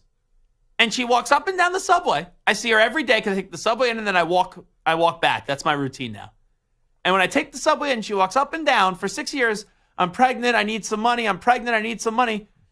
Unless if Antonio Cromartie is the father for every one of these children, how could you be pregnant for 6 years, lady? Every day. I know Bill Belichick doesn't take no days off, but even you need to take a day off. When you're giving birth, you can't then just pop another baby out like the next day or be pregnant the next day. So that's really something on the subway. Nothing surprises me anymore on the subway. Nothing. If something doesn't happen on the subway, that's when I'm surprised these days. It's a disaster. I maybe need to channel my inner Rich Ackerman moving forward. No more subway. But I like to be a common man, But you live in the city now. I'm outside the city. Oh, are you? I didn't know you moved out of the city. I'm in Brooklyn, yeah. Oh, okay. I'm in Brooklyn. So Gotcha. I mostly drive everywhere now. Do you drive into work? Yeah, every day. Oh, geez. Yeah. Do you have a spot in a lot? Yes, I do. It's quite expensive. Oh, that's not, you haven't have a deal done, No. with the management or something to get one of those spots? No. Well, we got to advocate for you to get a spot. I tried. Man. So you pay for a parking spot? Yeah. Can I try to guess how much that runs you a month? Go ahead, sure. Well, when I was thinking about bringing a car into the city when the pandemic first started, and that was with a deal, they wanted like $450 a month. You got to be paying, and it's right around the corner here? 2 blocks away. 2 blocks away. My first lot closed, unfortunately, because they're building a high-rise there. $725 a month. More. Oh, my God. $825. That was the previous lot. Keep going. $950. Less. $875. Little less. $855. $850. $850? Yep. Man. No wonder why you sometimes take my wallet. There you go. Looking for an extra couple. Jeez, $850 a month for parking. Yeah. Yep. Whew. See, I fall on a bad time though, because I can't park on the street. If I could find a spot, is the same thing, and you got to run out and change the meter. Like the early guys, they can get the free spot on the street. Yeah. And then there's something called the NYP license plate, New York Press license plates, but there are so few spots, and they're always filled by the time I get here. Yeah. So there's no I've tried every available option. There's no easy $850 a month for parking. Yeah. Jeez Louise, how about that? Yeah. All right, it is the Zach Gelb Show on the Infinity Sports Network. We got some college football questions, some quick hitters when we come on back. But first up, a man that pays a lot of money for parking. Here he is, the Ack Man, Rich Ackerman. Infinity Sports Network. Sports Flash. Well, last night's loss for the Bucs was tough on the wide receivers. Chris Godwin's ankle injury was quite serious. Mike Evans reportedly out now until after Week 11 due to a hamstring strain.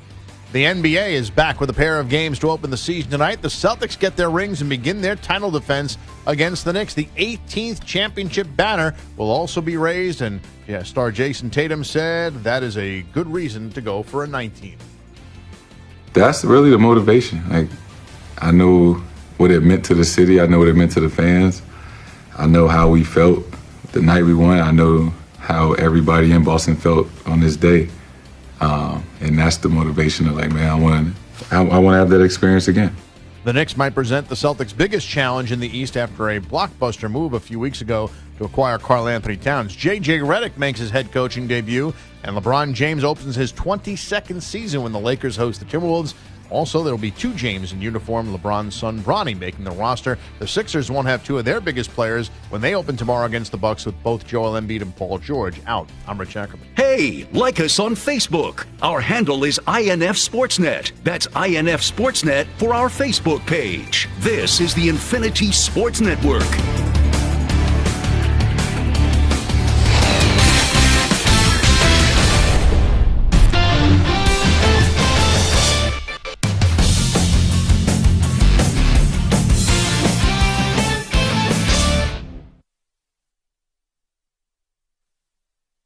You're in a 5-minute break.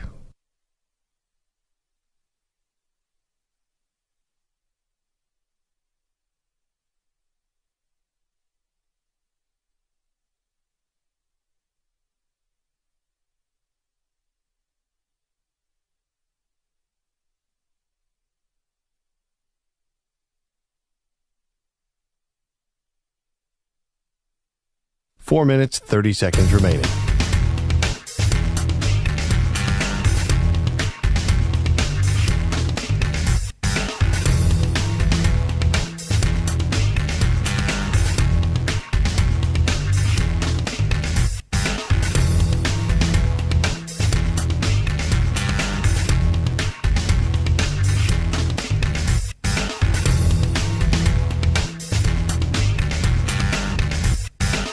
Four minutes remaining.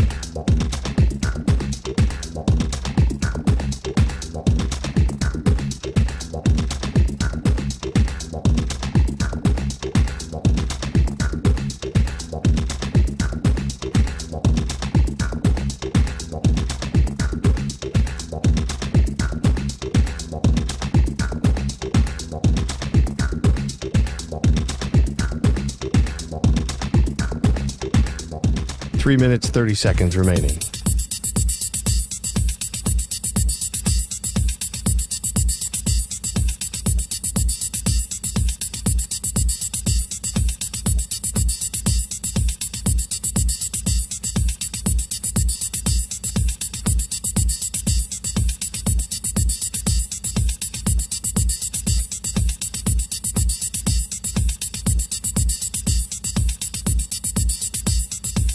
Three minutes remaining.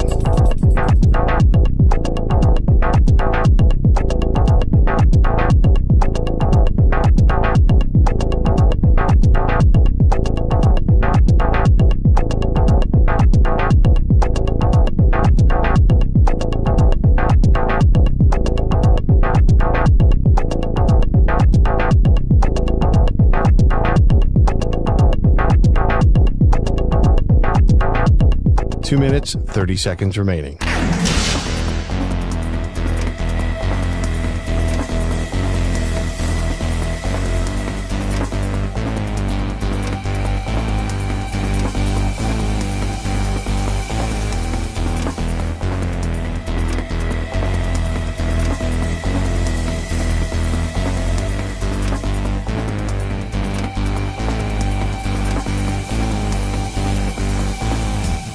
Two minutes remaining.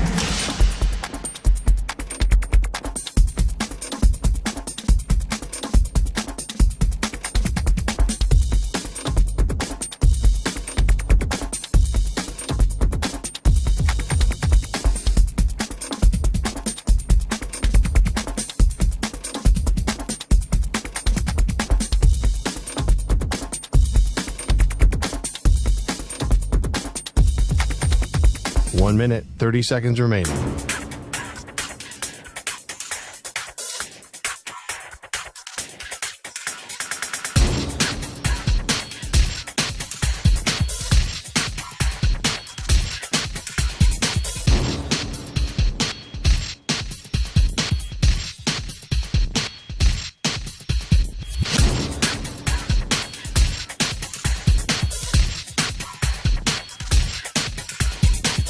1 minute remaining.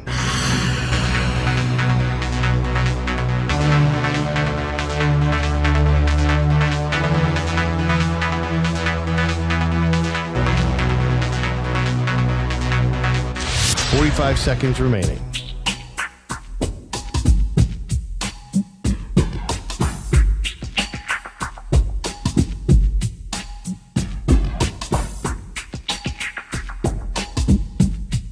Thirty seconds remaining.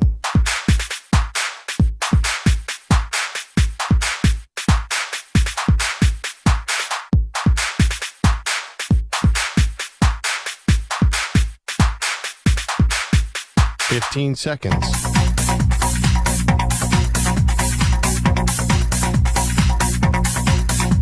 Break ends in 5 seconds.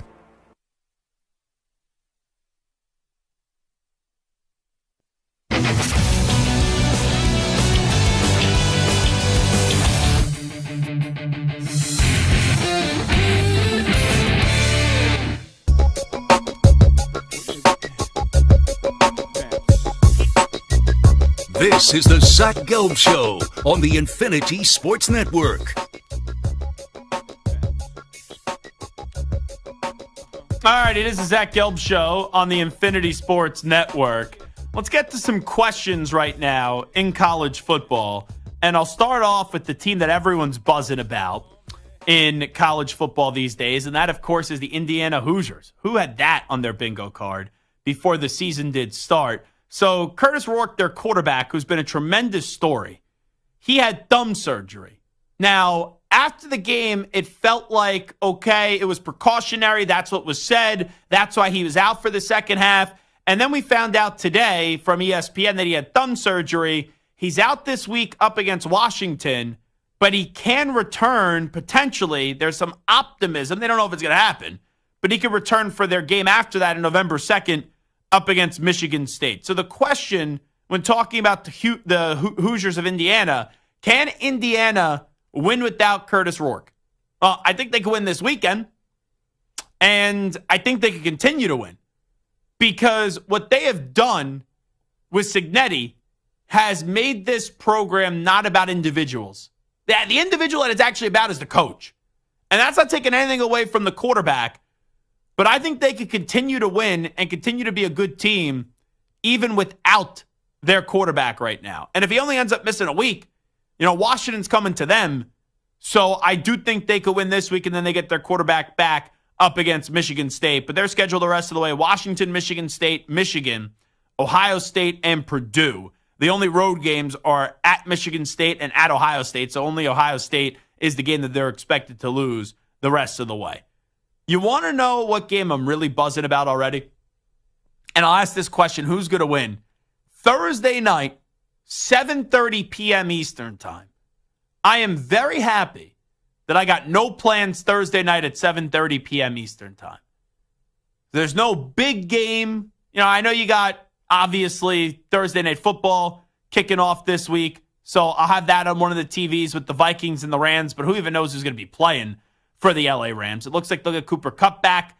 And maybe Puka Nacua is going to join us tomorrow. I just saw he got activated off the IR. So that opens up his 21-day window. I don't know if he's going to play coming up on Thursday night. But really, the two TVs that I have in my main watching space for football, you're going to have Amazon on with Vikings and Rams. And then I'm going to have the college football on between Syracuse and Pittsburgh.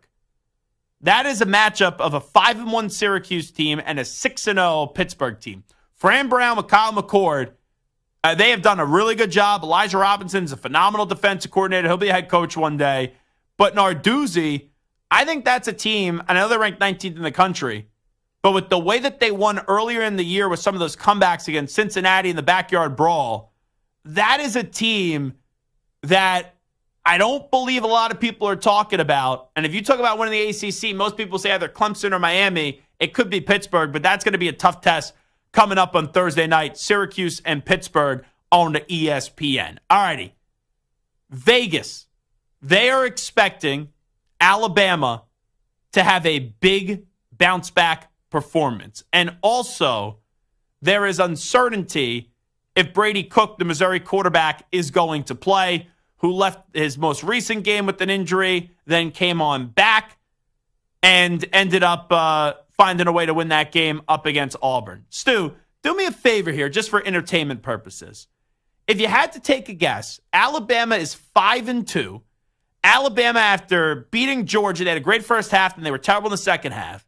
They lost to Vanderbilt, almost lost to South Carolina, and then blew a game up against Tennessee. If you're taking a guess, Missouri up against Alabama, unsure if their quarterback for Missouri is going to go. But what do you think the spread would be? Alabama at home, Bryant-Denny Stadium, welcoming in the 21st ranked 6-1 Missouri Tigers. With what all you said, I would say like 5.5 points. Bama favored by. Even without knowing if the quarterback for Missouri is going to be able to give it a go. Yeah. It is 13.5 points in favor of Alabama. It's a lot. That is Alabama. Oh, that's Vegas thinking that Cook's not going to be able to go. And also, that is Vegas. And this is how I bet. I know the sharps are going to be like, Zach, that's not how it's done. I'm going to tweet at you with eggface2346. I'm the greatest gambler ever. If that was the case, you wouldn't be tweeting me and wasting your time with me on Twitter. But this is how I gamble. When I look at a line and I go, there is no reason, absolutely no reason why I should lay the points. There is zero reason, even with everything I just said, that Alabama should be a 13.5 point favorite. That's Vegas begging you to plus the points with Missouri.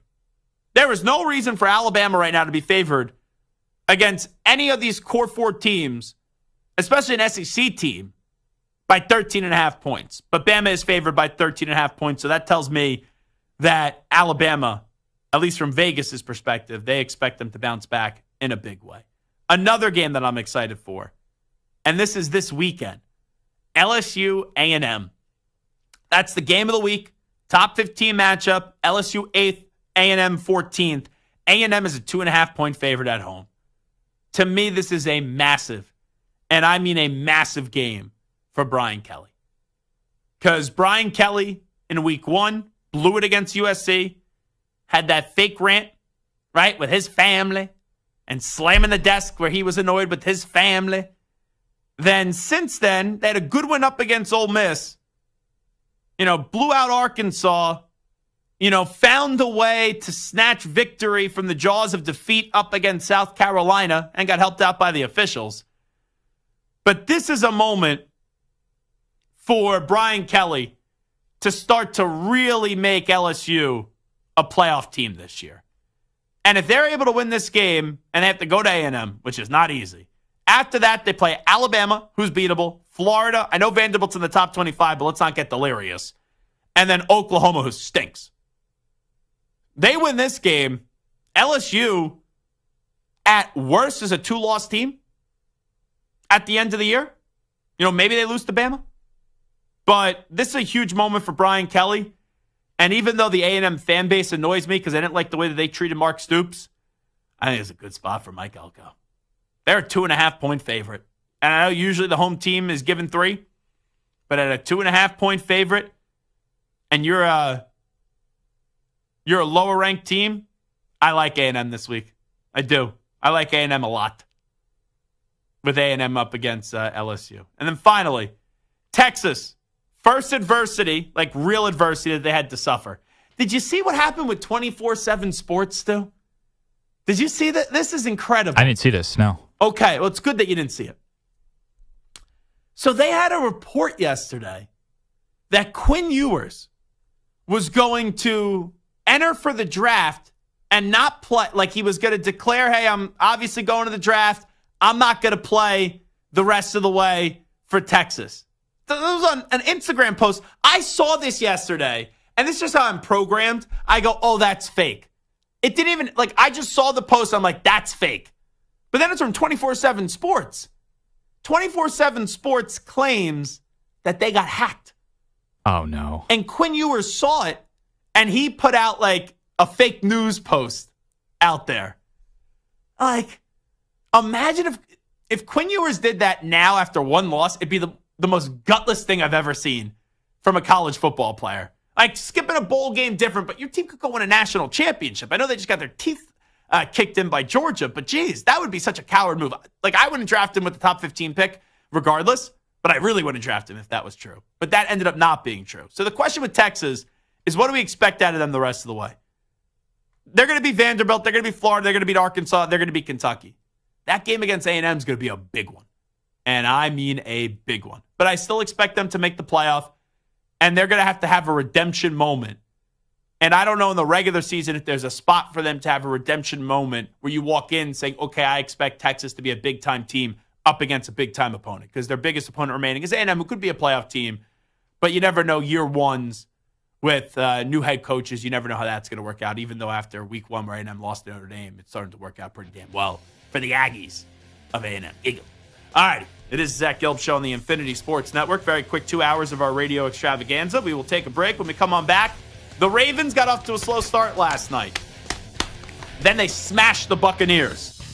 Are we believing in the Ravens? How far are you willing to go with the Baltimore Ravens? We get to that next on the Zach Gelb Show. At Zach Gelb, Twitter, Instagram, 855-212-4227 is where you can hit me up.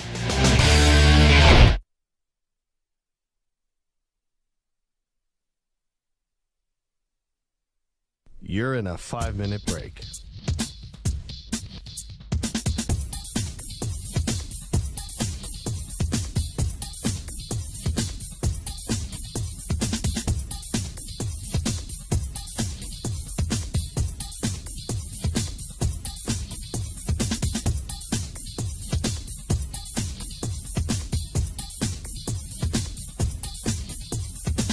Four minutes, 30 seconds remaining.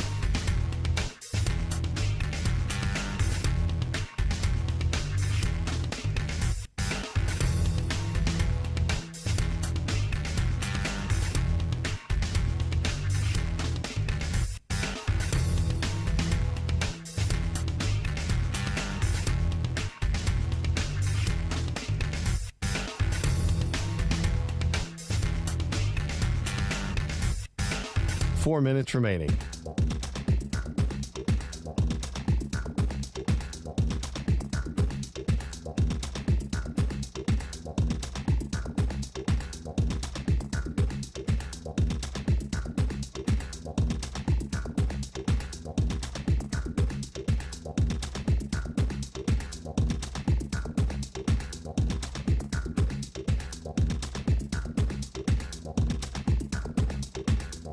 Three minutes, 30 seconds remaining.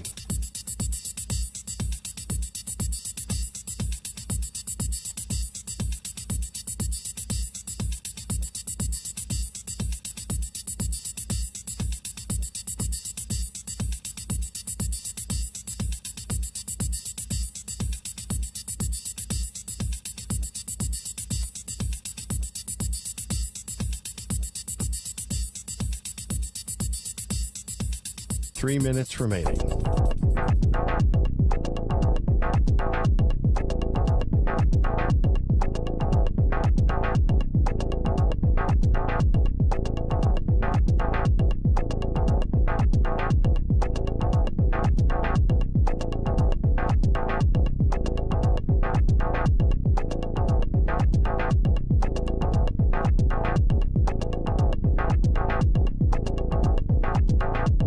Two minutes, 30 seconds remaining.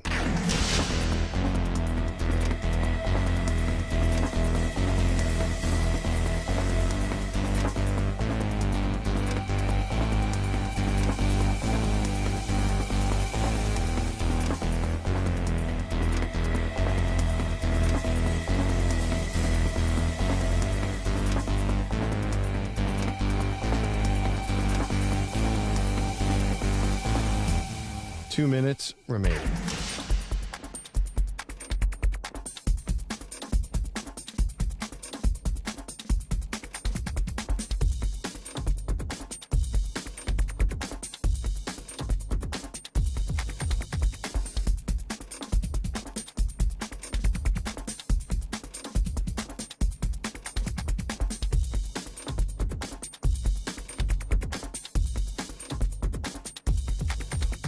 One minute, 30 seconds remaining.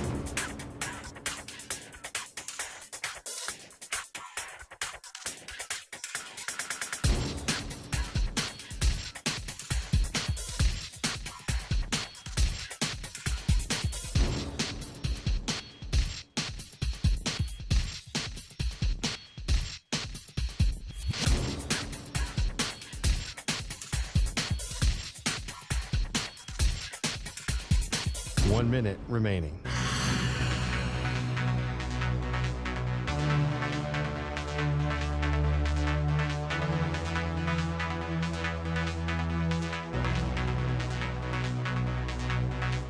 Forty-five seconds remaining.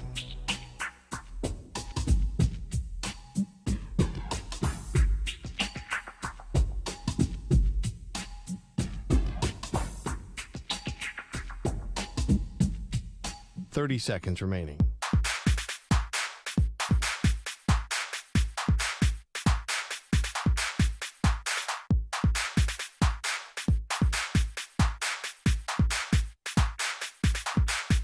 Fifteen seconds.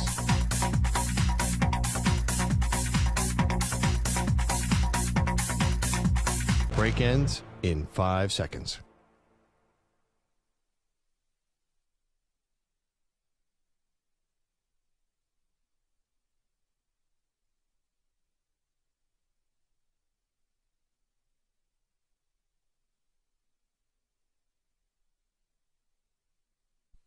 To infinity and beyond. He's live. He's nationwide. This is the Zach Gelb Show.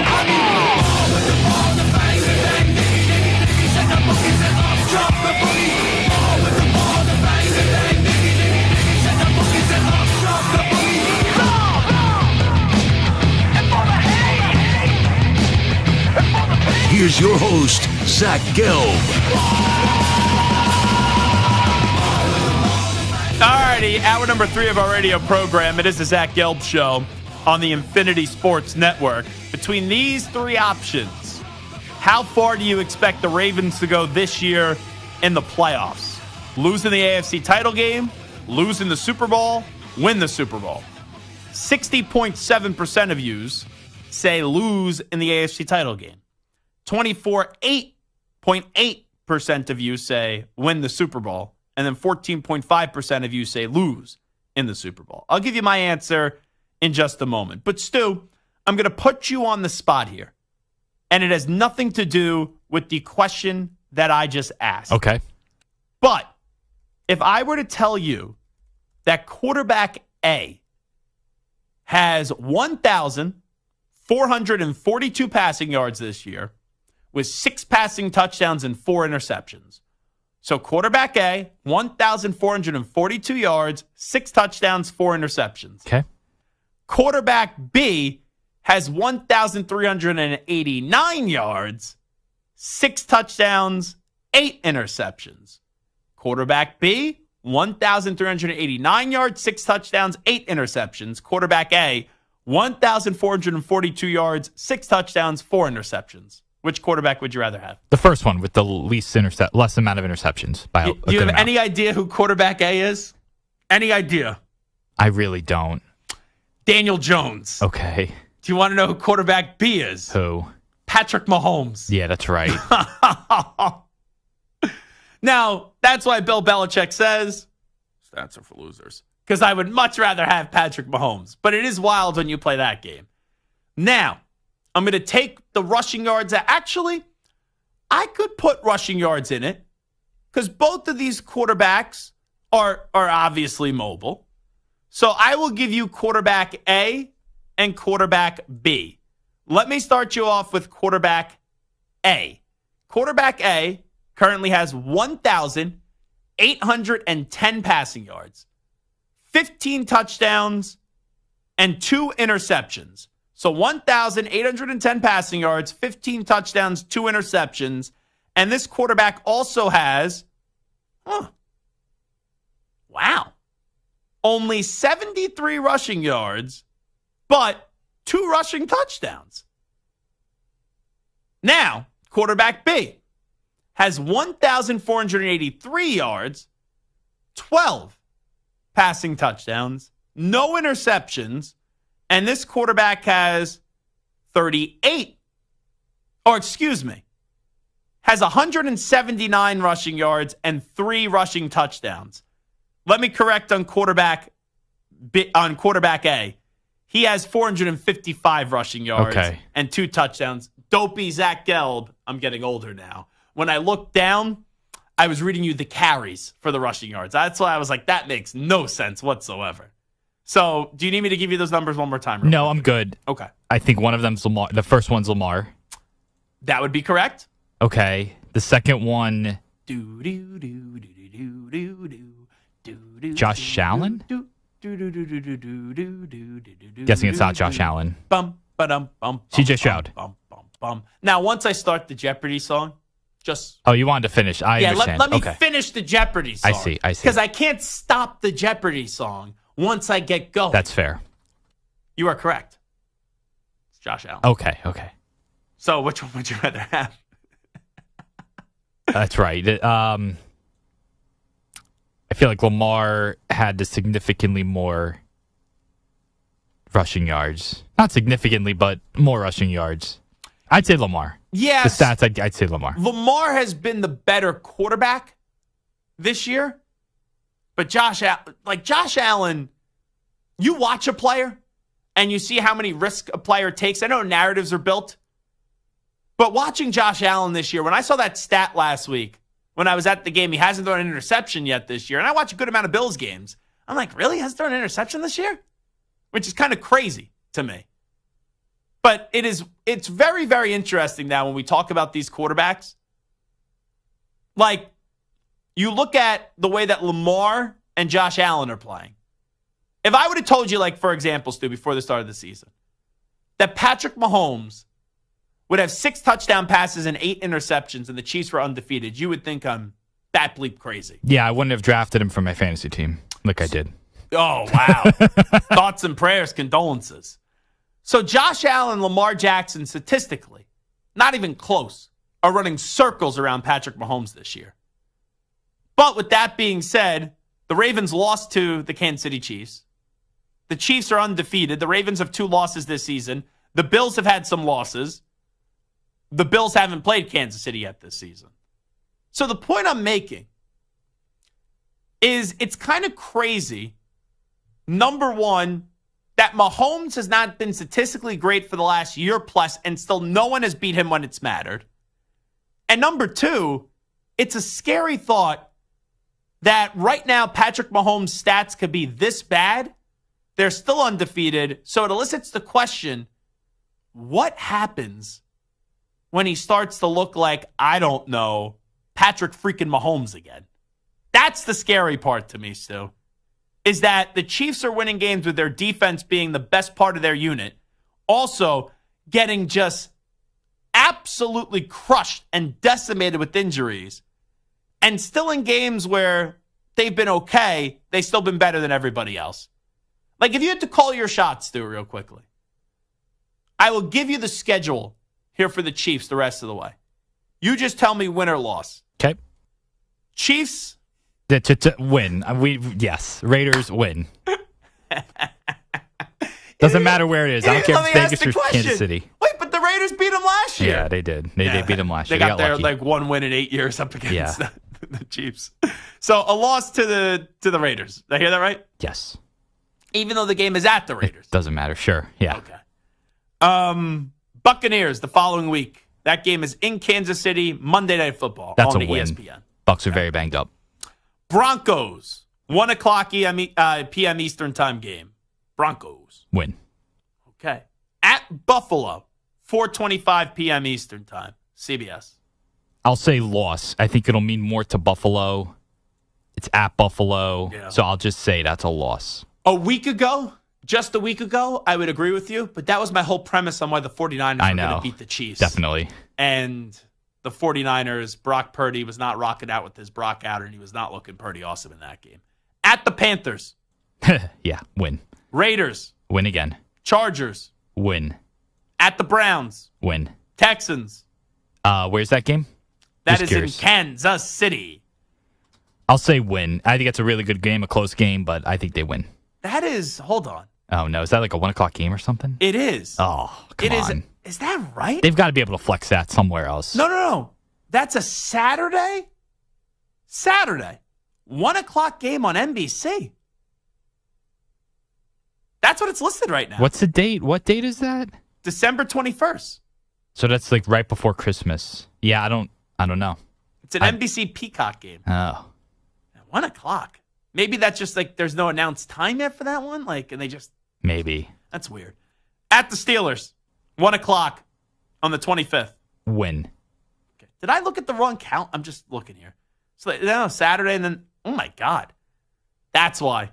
They play Saturday on the 21st. Oh, Christmas. And then Christmas Day, they have the game up against the Steelers. They moved it up so there'd be a few days in between, yeah. Talk about the NFL. And I know, hey, you could say, oh, if it was Sunday and then Thursday. Talk about the NFL just not giving a rat's ass. Don't tell me the NFL cares about player safety when you're having a game played on Saturday and then you're playing it on Wednesday. All right? And you're going out of your way to do that. It's all about the money. And then the Broncos. Win. You look at this, there's a legitimate chance. I would not have said this going into the year. But there's a legitimate chance that the Chiefs go undefeated this year. I do think they lose one of the Bills or Texans games. But if they don't lose either one of those games, you know, who's the team that, like, the Chargers, just because it's Harbaugh? Or the Steelers defense? Oh.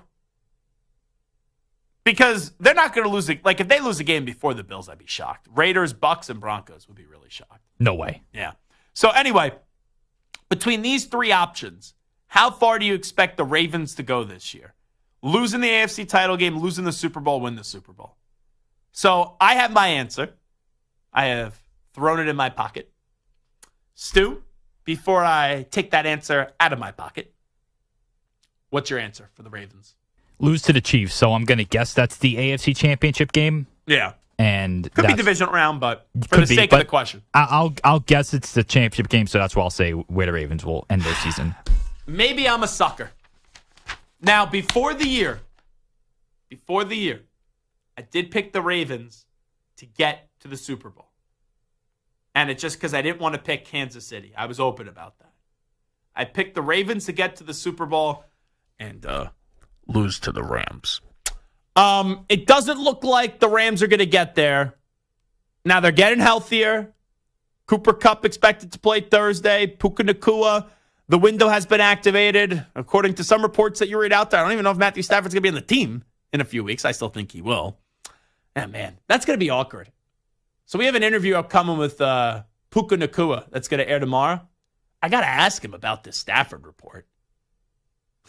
Hey. It's also weird because they play each other this week, too. Yeah. That's the Thursday night game. Hey, on Thursday, even though you may not be back, or maybe you are, your quarterback could be going to Minnesota. I just don't buy it. Like, what, are the Vikings going to give them Darnold? And then, like, you would think that the Vikings would have to give up a pick to get Stafford, even if you're attaching Darnold. Like, imagine a quarterback for... Remember the NFL? You can't trade. You cannot trade players for players.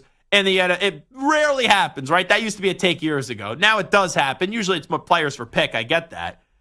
But this whole thing with now the Snapback Sports report from Jake Settleman, that he's reporting that there's been extensive conversations going back to the offseason with the Vikings and the Rams for Stafford, that's a weird one. And how they still expect that to happen. You know, if it was Schefter, Rossini, Rappaport, Glazer, that'd be a different conversation. But since it's Settleman at Snapback Sports, Jack Settleman from Snapback Sports, it's a tongue twister, who, like, credible account, right? Like, fun account. You know, I know of the account. Now, he says he's not a breaking news guy, but when he gets breaking news, he reports it. So that's just the way that it goes. So we'll see if that ends up happening, but that's a weird one to me. And now it puts me in a weird spot because I was already going to ask Puka Nacua about Cooper Kupp potentially getting traded. Now I got to ask about his quarterback potentially getting traded. So that's going to be fun. But I don't think the Rams, long answer here to what should have been a simple answer. I'll just give it to you. I don't think the Rams are getting the Super Bowl. So then who replaces them? Right now you put a gun to my head. Lions, Ravens, Super Bowl. Now, Hutchinson may be playing in that Super Bowl.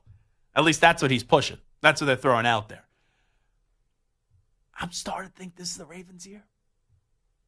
I'm starting to feel it. I feel it in my bones. And I know a lot of people got duped with the Ravens last year. And it's like, hey, dummy, why are you doing this again?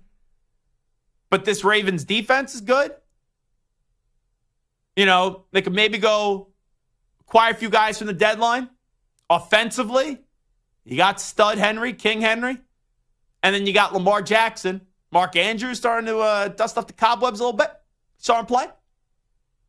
Zay Flowers, Bateman looking good. I'm buying into it.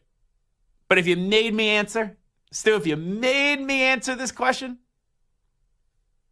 and I had to click one, it's one thing to say, it's another thing to click it, losing the Super Bowl. I'll stay where it was before the year.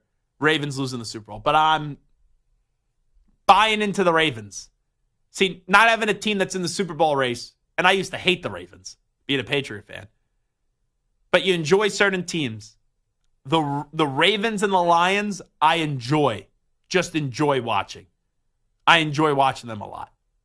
So I'm going to say Lions win the Super Bowl over the Ravens. Can you imagine if the Ravens get past the Chiefs and then still don't win the Super Bowl? Yeah. Terrible. It would be, but like, do people really feel... It's because Lamar doesn't have the ring. Yeah. Which would suck. But that team has won 2 championships. You know? I don't think people are going to be crying for the Ravens, but it would be crazy. And Lamar deserves a ring. He does. They got to go get one. But 2-time MVP, I hope Lamar gets a ring one day. But it's wild when you look at the stats of Lamar and Josh Allen compared to the stats of Patrick Mahomes this year. And you know it and I know it. It's one thing for me to say the Ravens are going to the Super Bowl. I'm going to let you in a little secret, even though what you just heard. But until someone takes down Kansas City, yeah, probably not a smart thing to say that the Ravens are going to the Super Bowl, big fella. Just going to let you know about that. It's a little voice in your head talking into Zach's head right now on the Infinity Sports Network. If you listen on the radio, you're like, oh, yeah, this sounds like a little voice. If you're watching on YouTube, you're like, oh, Zach's just like talking into the microphone with his hand over his mouth right now. So you don't even know if I'm actually saying this. On YouTube, you may, but on the radio, probably not. So I'm conflicted on this one. I really am, Stu. So I'll go losing the Super Bowl, which actually now has the lowest odds and the lowest result in our poll question between these 3 options. How far do you expect the Ravens to go this year? Losing the AFC title games at 60.7%, win the Super Bowl at 24.8%, and losing the Super Bowl is at 14.5%. And I think, right, it just shows what you just said. Either people really believe they're going to lose to Kansas City again, or if they get there, they have to win. But you're right. If they get there and lose after beating the Chiefs, that would not be fun. All righty, we will come on back. Cooper Kupp could potentially get traded. To where? I got a few thoughts. That could actually impact how I answer this question moving forward. So we'll get to those destinations next. You're in a 5-minute break.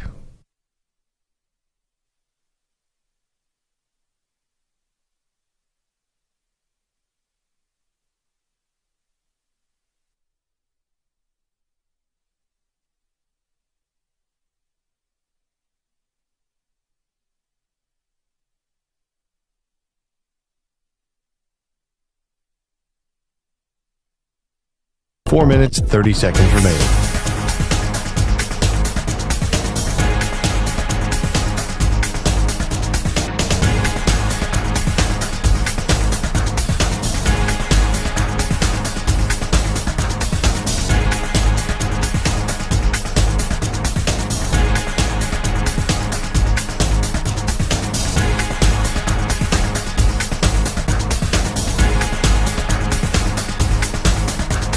Four minutes remaining.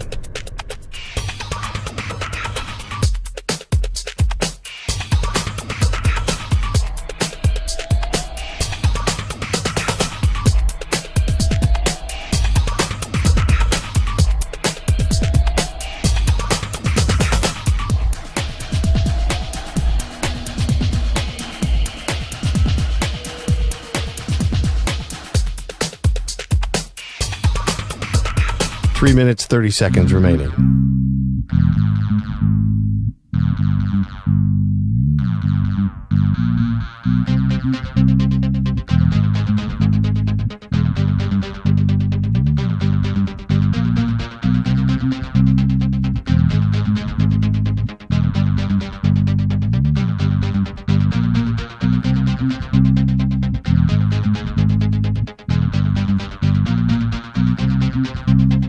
3 minutes remaining.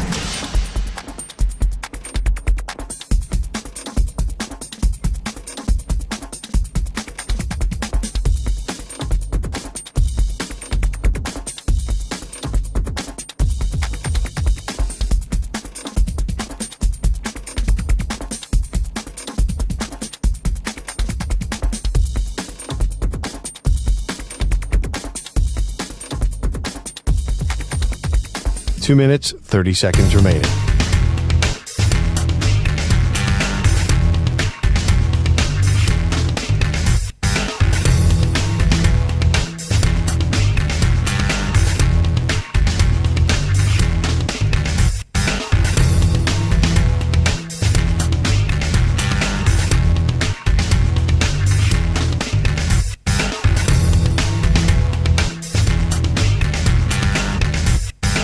Two minutes remaining.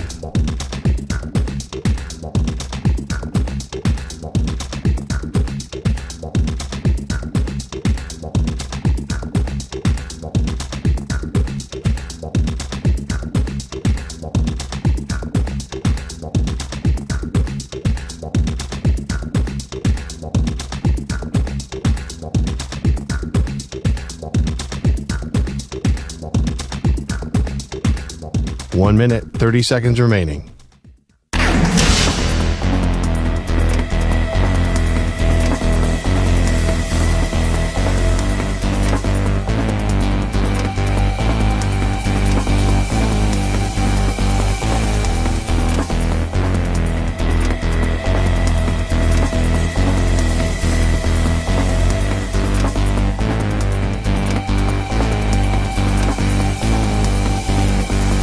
One minute remaining.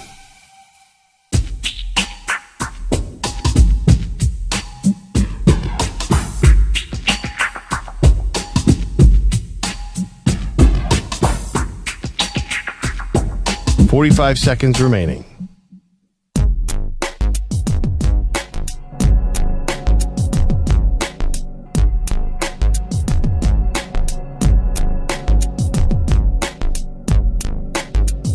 .30 seconds remaining.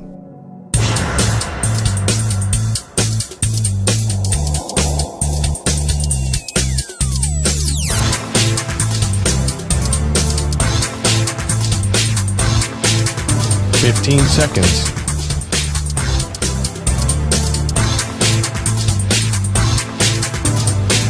Break ends in 5 seconds.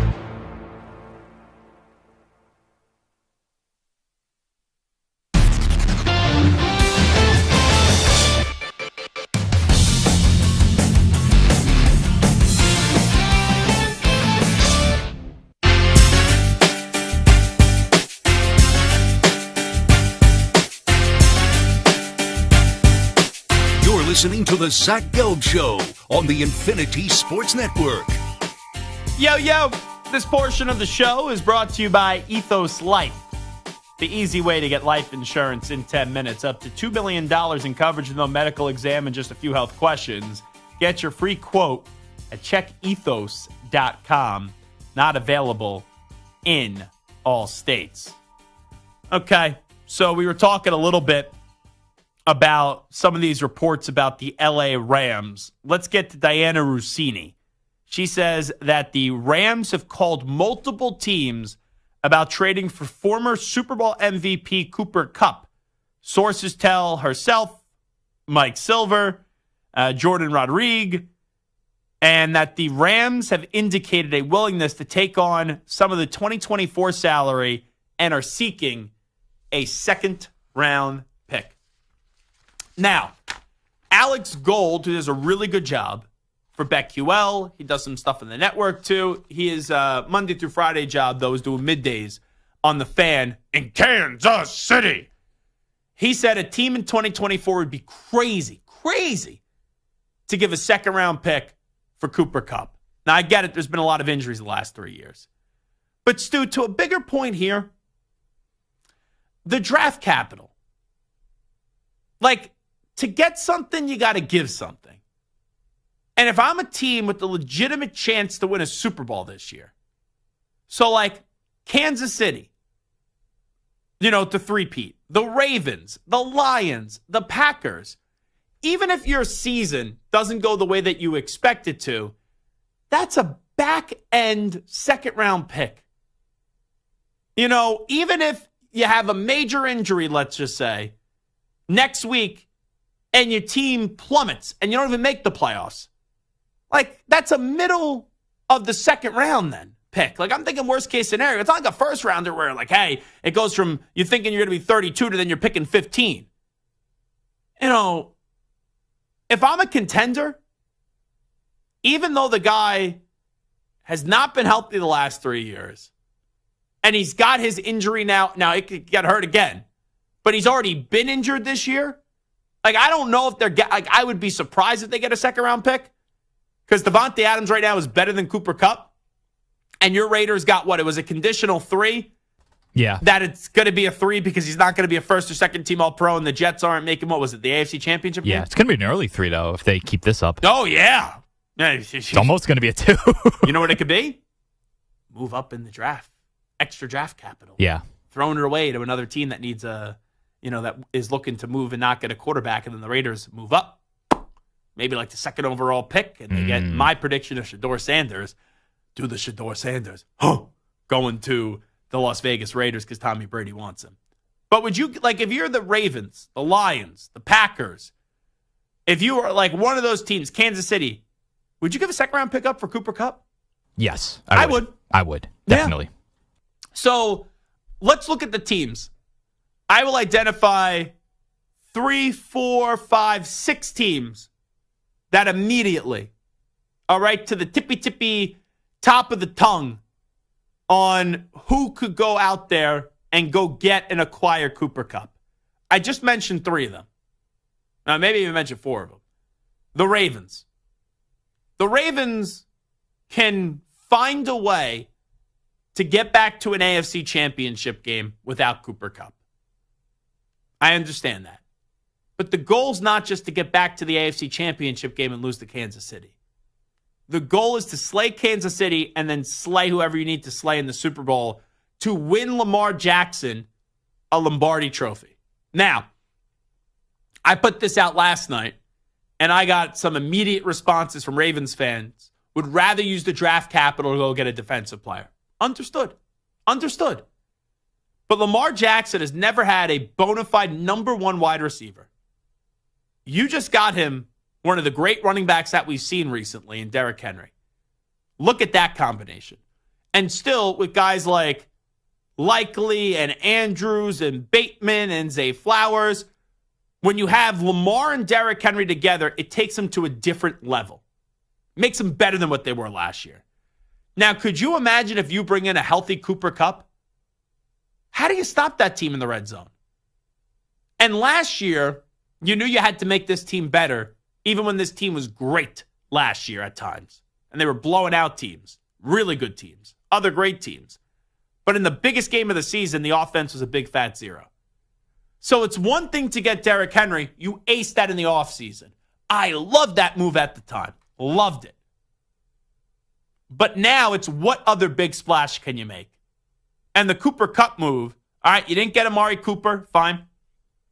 You didn't get Devontae Adams that you should have, fine. You could go get Cooper Kupp. And here's the thing as well, Stu. The report from Diana Rossini from now, today, October 22nd, when the deadline's not until November 5th, is they are seeking a second-round pick. It doesn't say they need to have a second-round pick to trade him. So in all likelihood, to get to the front of the line right now and go get him, you give up a second-round pick today. But if all these teams are like, nope, I'm not going to give up a second-round pick, you could then give up a third-round pick and get him.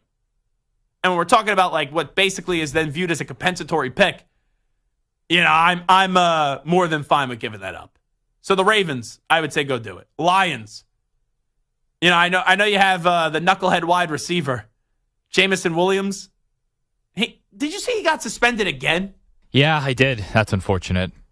That to me, so this time it's for performance-enhancing drugs, right? Last time it was for gambling. That dude, like you get to, and who knows like what he was doing, but like the NFL I don't know if he claimed anything or not. They have a system where you could test every substance to see if it's a legal substance or not. It's like, how do you not know what you're putting in your body? After you already had an embarrassing suspension with the whole gambling issue too. So, not that they need him. And right, the Ravens are kind of in a similar spot. Like, they don't need Cooper Kupp. But you may be better using those resources on defense. But if you're the Lions, look how good that offense is right now with Goff, Gibbs, Montgomery when he can hold on to the football, Amon-Ra St. Brown, Laporta. If you then go add, when he gets back from his 2-game suspension, Williams as your third wide receiver, and you put Cooper Kupp on that team, it's like, if I'm the Lions, I am in a spot where I haven't been. People are expecting me to get to the big game and maybe, dare I say it, win it all. Do you think anyone in Detroit's going to be annoyed if they get Cooper Kupp and they don't win it all, and then come the draft, they're like, hey, we could have had our second-round pick, even if they don't win it all? No, because you're going for it, and you got to go for it. Packers, that'd be a pretty damn good move. Because you got some good wide receivers, Reed, Wicks, Watson when healthy, Dobbs when he has his head screw on straight. Like, you got some good wide receivers there. Why not go add a number 1 wide receiver? Because when healthy, I know it's a big if healthy, Cooper Kupp, still pretty damn good wide receiver. The Chiefs, Rams, do us a favor. Nothing against Kansas City. You cannot, they are already in a really good spot to win another Super Bowl. If the Rams gift the Chiefs another Super Bowl by trading them Cooper Kupp, I would be sick. I would be sick on the air. I would projectile vomit if I'm on the air and we get the breaking news alert. Breaking news on the Zach Gelb Show. The Kansas City Chiefs have just acquired Cooper Kupp for a second-round pick. Ugh. But if you're Kansas City, can you find a way? Buffalo. They just got Amari Cooper. Can you find a way to go get Cooper Kupp and Amari Cooper? And then Keon Coleman and Khalil Shakir become third and fourth wide receivers, and we know how good of a running back when healthy James Cook is. And you got Ray Davis, who's pretty damn good as well. And then finally, this team has been trying to get a wide receiver ever since trading Deontay Johnson. They tried for Brandon Ayuk, and look at Ayuk. Ended up getting paid, and now he's going to be out for the season. And he was, the injury. I tweeted out before he got hurt. Like, it must have been like 2 drives before he got hurt. What the heck happened to Brandon Ayuk after getting paid? Because that dude has had a terrible start to the season, dropping balls left and right. And then, unfortunately, now he's out for the year, which you never want to see. But the Steelers have been trying to get another wide receiver. And in like a weird way, I don't think the Steelers are a Super Bowl team. Their defense, it's a heck of a defense. Offensively, they still have trust issues with their line. Pickens, he's good, but he could be a pain in the ass. When Warren gets healthy, you get Najee and Warren running the football. It's a solid 1-2 punch, underappreciated 1-2 punch. Frymuth's a solid tight end. I know Russ played well up against the Jets, but if you're not playing well up against the Jets these days, you just stink. So I don't look at them as a Super Bowl team. I don't. But that's a team that wants to go on a little bit of a run here. And they've been looking for that other wide receiver, and it would not surprise me if they go out there and get Cooper Kupp. Like, Cooper Kupp seems like a Mike Tomlin type of player, right? Well, actually, Tomlin usually likes the wide receivers that end up being crazy, And he finds a way to, like, bury all the bodies until he goes somewhere else, and then, those receivers end up getting exposed. So those are the teams, Ravens, Lions, Packers, Chiefs, Buffalo, Pittsburgh, that I thought of that could potentially be Cooper Kupp teams. All right, we'll take a time out. This is Zach Gelb Show on the Infinity Sports Network. Come on back on the shot in style with the news brief. Update time first. Here's the Ackman, Rich Ackerman. Infinity Sports Network Sports Flash. Well, the Bucs not only lost last night, but also lost a couple of wide receivers. Chris Godwin is headed for surgery on his dislocated ankle and likely out for the year. Mike Evans suffered a hamstring injury that will keep him out past the team's Week 11 bye. The NBA season opens tonight with a great doubleheader, beginning with the Celtics raising their latest championship banner and taking on the Knicks in their first part of their title defense. The second part of the doubleheader features the Timberwolves and Lakers in L.A., J.J. Redick's coaching debut, and the 22nd season for LeBron James, which has a little bit of a twist with son Bronny alongside. It's a different feeling, when you go to work every day. You want to, try to, help each other. If it's a bad day for him, you pick him up. Vice versa. If it's a bad day for me, pick me up. So, that's just, it's things that we can do, that doesn't even need words. We can just look at each other and know, okay, so that's pretty cool. The Timberwolves advanced to the conference finals last year, made big moves several weeks ago, dealing Karl-Anthony Towns to New York for Julius Randle and Dante DiVincenzo. The Sixers open the season shorthanded when they take on the Bucks tomorrow with both Joel Embiid and Paul George having been ruled out. I'm Rich Ackham. This is the Infinity Sports Network. Follow us on X. Our handle is INF Sports Network. That's INF Sports Network on X.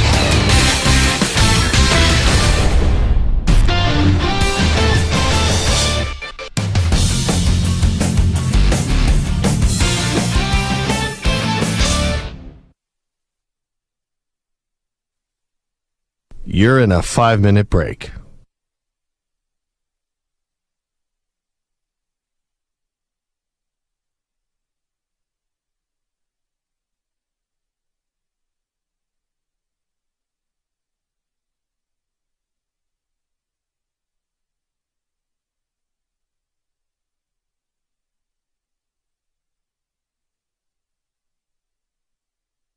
Four minutes, 30 seconds remaining.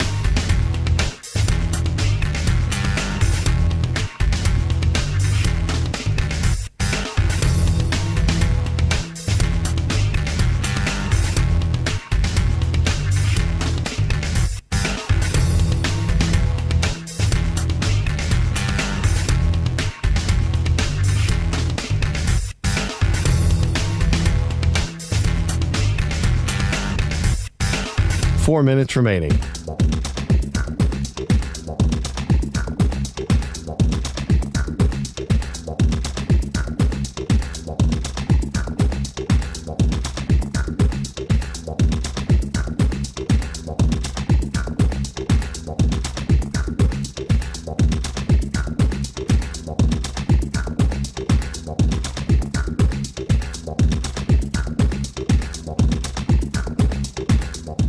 Three minutes, 30 seconds remaining.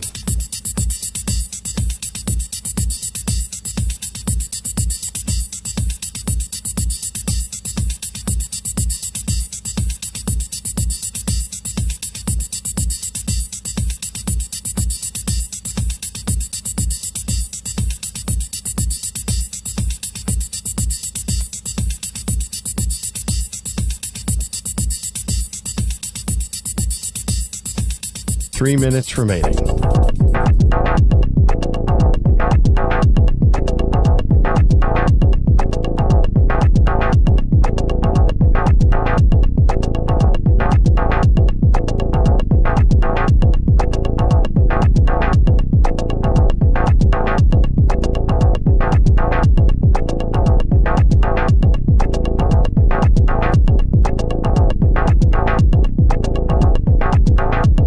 Two minutes, 30 seconds remaining.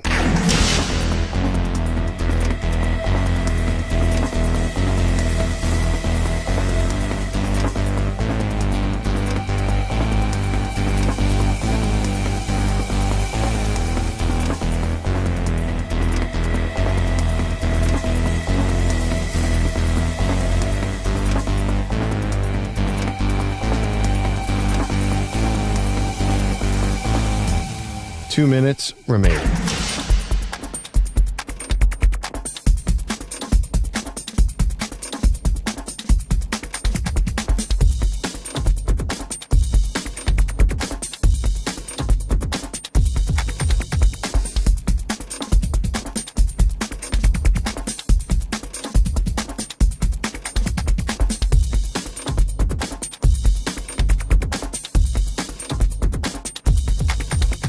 One minute, 30 seconds remaining.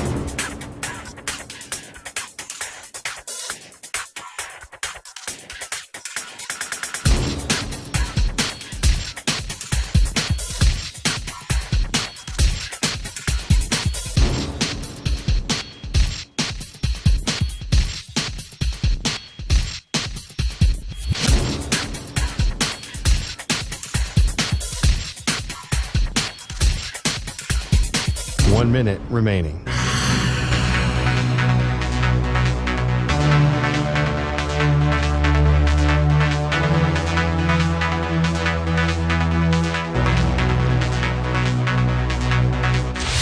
Five seconds remaining.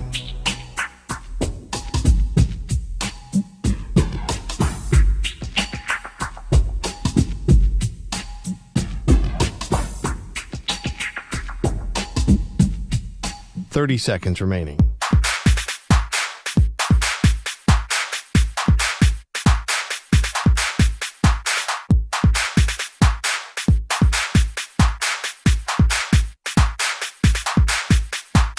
Seconds.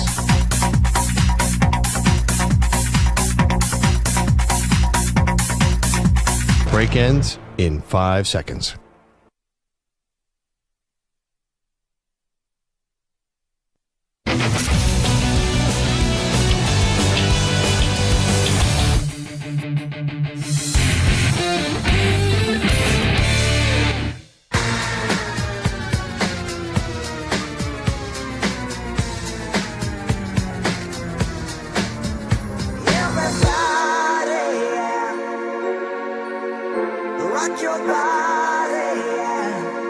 Hey, this is Howie. And this is Nick from the Backstreet Boys. And you're listening to the Zach Gelb Show. And guess what? Zach is back. All right.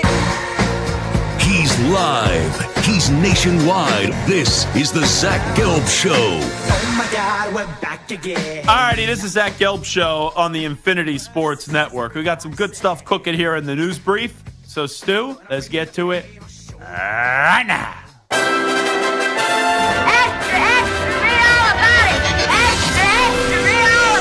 Time for your daily news brief. We get you caught up on the rumors, reports, and reconnaissance from the day in sports. Let's start off with the Ravens-Bucks game. A lot from here. Let's start off with Derrick Henry on Lamar throwing a block for him in the game. Unbelievable, somebody for the quarterback and his caliber to be that selfish, to be blocking downfield. A teammate he is, man, and that's the type of guy that can have a hell of a game and don't even know any stats. All he knows is the guys he threw to and guys he scored. Dude just incredible, man. Like I said in an interview a couple weeks ago, I think he's the GOAT. Wait, he didn't say he thinks he's the GOAT? The GOAT? Tom Brady playing for the Ravens? Stu? Last time I checked? The GOAT? He is not. I heard that right at the end, right? Did sound like he said the GOAT, yes. GOAT. Okay. Let's get to a Super Bowl first, okay? Let alone win one or then we'll talk about 6 winning. or 7. And yeah. I am a Lamar defender. I am a Lamar stan. But don't be talking about my other mans in the great Tommy Brady, all right? And by the way, since I am a Brady honk, like someone tweeted me earlier in the show. I forget who it was. I got to go back to my mentions. I didn't respond to it. But someone tweeted at me, "We get it. You love Tom Brady. You know, you saying stupid things, though, about Aaron Rodgers just shows how much of a homer you are." Like, no, I'm just right. But let me just be a Tom Brady homer here for a second, Stu. Tom Brady sounded pretty good in that broadcast booth after everyone said he sucked when he was calling the Mahomes game last week. I thought that was pretty damn cool. Brady in the booth, 49ers and Kansas City Chiefs. You know, I wasn't sitting there saying, man, I miss Greg Olsen, I'll tell you that. So, everyone, short it. Do you disagree? Did you like Brady in the booth? No, so my problem is the Raiders play at 4:25 every week, so I usually have the Brady game muted. So because you're a hater. Yeah. But now that's your owner, so you gotta I know listen. it's my part owner. I have to listen. You gotta listen. I should probably mute the Raider game at this point and honestly be better off. You know what I'm gonna get you? I'm gonna get you the tiniest TV in the world, and then put the Raider game on the tiniest TV in the world. So if you squint hard enough, maybe you could see a victory with the Las Vegas Raiders. That's not happening. All right, let's go to Baker Mayfield. So Chris Godwin, there's a little over a minute left, like right about a minute left. The Ravens are up by 10. Tampa Bay was able to make this a 10-point game, and Chris Godwin suffered a gruesome injury. Here is Baker Mayfield on the injury that Chris Godwin suffered late in the game. We have a group of fighters. We are all wanting a chance to try and win that thing anyways, you know, some way, somehow. Yeah, it sucks for our team, but Chris deserves better than that. He's an unbelievable guy, unbelievable teammate. Obviously, you guys have seen he's been playing extraordinary this year. Yeah, it's got a heavy heart right now. So, Stu, normally I wouldn't crush a team for trying to win, even if the game is out of reach. So this is not me second guessing. I had a thought last night, though, a few minutes prior in this game. And it was, why is Baker Mayfield in the game? So I thought that about the quarterback. I don't think it's then unfair for me to say, Chris Godwin shouldn't have been in that game. Now, I understand playing into the final whistle. But if you were watching that game, you never thought the Bucs were coming on back. So I saw Ryan Clark was on the ESPN after the game last night with SVP. And he said the fact that a reporter treated Todd Bowles as if he had set Chris Godwin up for injury was a ridiculous line of questioning. This isn't Little League where you pull your guys so other people can play for their parents or take picks. Players and coaches practice all week for 60 minutes. It's their job to pour their whole beings onto that field until the clock hits zero. Todd Bowles wasn't giving up on his team, and his team wasn't giving up on him. It's heartbreaking that Chris Godwin suffered an injury, so gruesome, but I can guarantee you he wanted to be out there with his brother scraping for every single yard. Salute to you, brother. So I always think this is a difficult thing. But, Stu, this idea, and you know this better than anybody because your team's been out of a lot of games throughout the years, this idea that it would be a Little League move to put other people in and take out your starters, and Ryan Clark is like incensed at the reporter. Come on. It's not a crazy idea. No, you got to be smart. Whether you're losing by a good amount or winning by a good amount at that point. And also from an optics standpoint, Evans got hurt earlier in the game. Yeah. So I thought that about Mayfield. I'm like, surprised Mayfield's still in the game. And then you see the Chris Godwin injury, and it's like, oh, no. By the way, my receivers this year in fantasy football, I apologize. If I have you in fantasy football, you got hurt. Cooper Kupp, hurt. Brandon Ayuk, hurt. Chris Godwin, hurt. I am a jinx for wide receivers this year in fantasy football. So the receivers that I have left, you want to know who's getting hurt? I have 2 fantasy football teams. These are my remaining wide receivers. In league number 1, you want to know what my team name is? 2 girls, 1 cup. That's a throwback video. That is. That's a few years ago. Yeah. That is my team name after Cooper Kupp. Justin Jefferson. Oh, please, no. Not our guy, Jay Jettas. I got Jefferson. I got Kupp. Malik Neighbors, who's been hurt. Ayuk, who's now out for the season. And that's it for my wide receivers. Oh, I have the kid Whittington, who I picked up for the Rams because Kupp was out last week. He's questionable as well. So those are my wide receivers in one league. Now, as we continue the walking wounded, this team name is not crazy. It's Pat Boyle's fantasy league, so I named my team Boyle's Blondies when Pat Boyle put that blonde patch in his head. AJ Brown, who's been hurt this year. Chris Godwin is now out. Terry McLaurin, George Pickens, and Wicks. So, if you're healthy, unfortunately, you're soon going to get hurt. Good luck to you. Yeah, I don't feel good about that one. All right, let's hear Jim Harbaugh. His team lost last night. So Jim Harbaugh would do this in a win or a loss, but in a loss, he's looking to be inspirational, I think. He quotes Nelson Mandela after the loss to the Cardinals. Nelson Mandela, said, I don't lose, I either win or I learn. And oh, jeez. To me, what that means is, let's just make sure we learn from things that happen and let that make us better. I love Harbaugh, but you're either a winner or a loser in a game. You lost last night, so don't give me the you either win or you learn line. It's just a bad job. It's a bad job by Harbaugh. And also the official screwed him over on that one call last night, and he was incensed about it. He had every right to bitch about it, but come on. The Cardinals are all banged up. I know you're banged up too. You got to win that game, and you did it. All right, here is everyone's favorite podcast host, The Edge with Micah Parsons. He's wondering why Giants fans are mad at Saquon Barkley. Saquon returns back, and he said he saw them burning jerseys, and his jersey in the parking lot. Like, what are Giants fans absolutely like? Are y'all just as delusional as the GM? Like, you almost have to say this because it is not Saquon's fault that he is not back in the blue and white. He's not back in New York. I want to point fingers at the GM. Like, did you not all see the same video of Hard Knocks when they said, we don't know if we want to give him this money? Now you see exactly why you give Saquon his money. Like, this is the most outright outrageous thing that I've ever seen in my life. The Giants were playing around with this man's money, not allowing him to feed his family. I get he was a top pick, whatever, but y'all allowed him to walk free. It is not his fault. Blame the management. Wait. Can you play me the last 10 seconds of that one more time? Because you see exactly why you give Saquon his money. Like, this is the most outright outrageous thing that I've ever seen in my life. The Giants were playing around with this man's money, not allowing him to feed his family. Oh, come on. I get he was a top pick, whatever, but y'all allowed him to walk free. It is not his fault. Blame the management. The Giants offered him a fair deal that not only would have allowed him to feed his family, it would have allowed him to feed his kids. All right? They offered him a fair deal over a year ago. Saquon wanted more.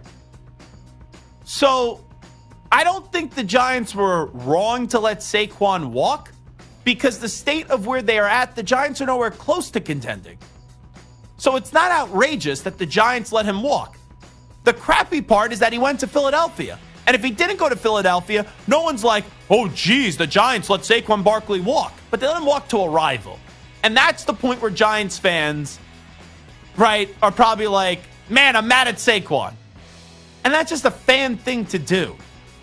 But this idea that the Giants were preventing his family from eating, oh, jeez. One appearance that Saquon does in public, right, with his agents, could feed his family for the year, okay? And you're not going to have to eat ramen. I can tell you that. You're not going to have to be like Stu, back when he was a stoner Stu in college, eating ramen noodles. Jeez Louise. Come on. Micah Parsons, that's why he'll get paid by Jerry Jones. Forget that he's a great pass rusher. Drama.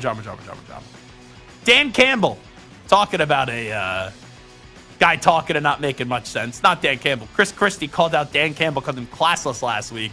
Here is Dan Campbell responding. Chris Christie was really mad at you about the Cowboys, being mean to the Cowboys. So you ran up the score.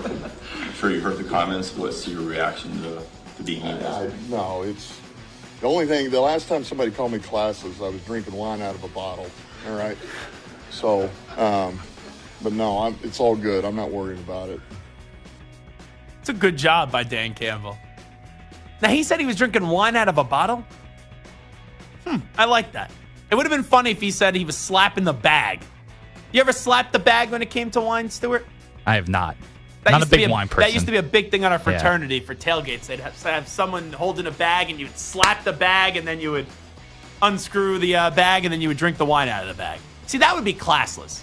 Drinking wine out of a bottle, yeah, I get it. Like, you should pour it in a glass and all that. But, you know, when you're wealthy, Dan Campbell, probably for him to feel it, also could probably use an entire bottle of wine. So I like that from Dan Campbell. And finally, Jerry Jones makes his triumphant return to the Sean and RJ Show on 105.3 The Fan in Dallas.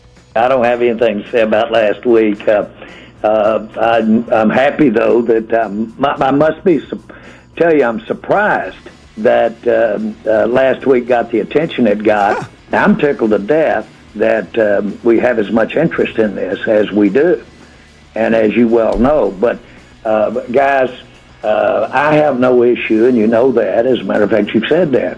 I have no issue with getting up in front of a bunch of media and people of journalism and asking the question and answering, getting questions and answering. Yeah, because you acting like you're surprised and you're saying you're tickled to death that it got the reaction and the attention. You knew what you were doing going into that interview. I listened to the full interview. My favorite part is in the beginning. So I guess RJ Choppy was out today. So they do the introduction, and Jerry out of the gate was like, RJ, good to talk to you. And RJ's the only one on the show. It's Sean, RJ, and there's a few other guys too. RJ was the only one that was not there. I was like, what a doozy of a start for Jerry. Jerry. All righty, that's the Zach Gelb Show on a Tuesday. I feel like we already did 4 shows this week. I don't know why, but it's only Tuesday. I mean that in a good way, too. But when I looked down, I was like, oh, it's only a Tuesday edition. It felt like a Thursday. That was just the way that it did. So we'll be back tomorrow on a Wednesday. Puka Nacua is going to join us tomorrow. Hot Take Hickey going to join us tomorrow. Two men that both have great hair. You don't want to miss it. Stu, thank you. Stu Kovacs Jr., Michael Santer Sr. This feels appropriate. Appreciate you guys for joining us today, working on the show. Big thanks to Ack as well, and each and every one of you. We will be back mañana at 3 p.m. Eastern, noon Pacific. Pacific time. Santa loves Pacific time. We'll talk to you tomorrow, everybody. We out. Bye-bye. Peace.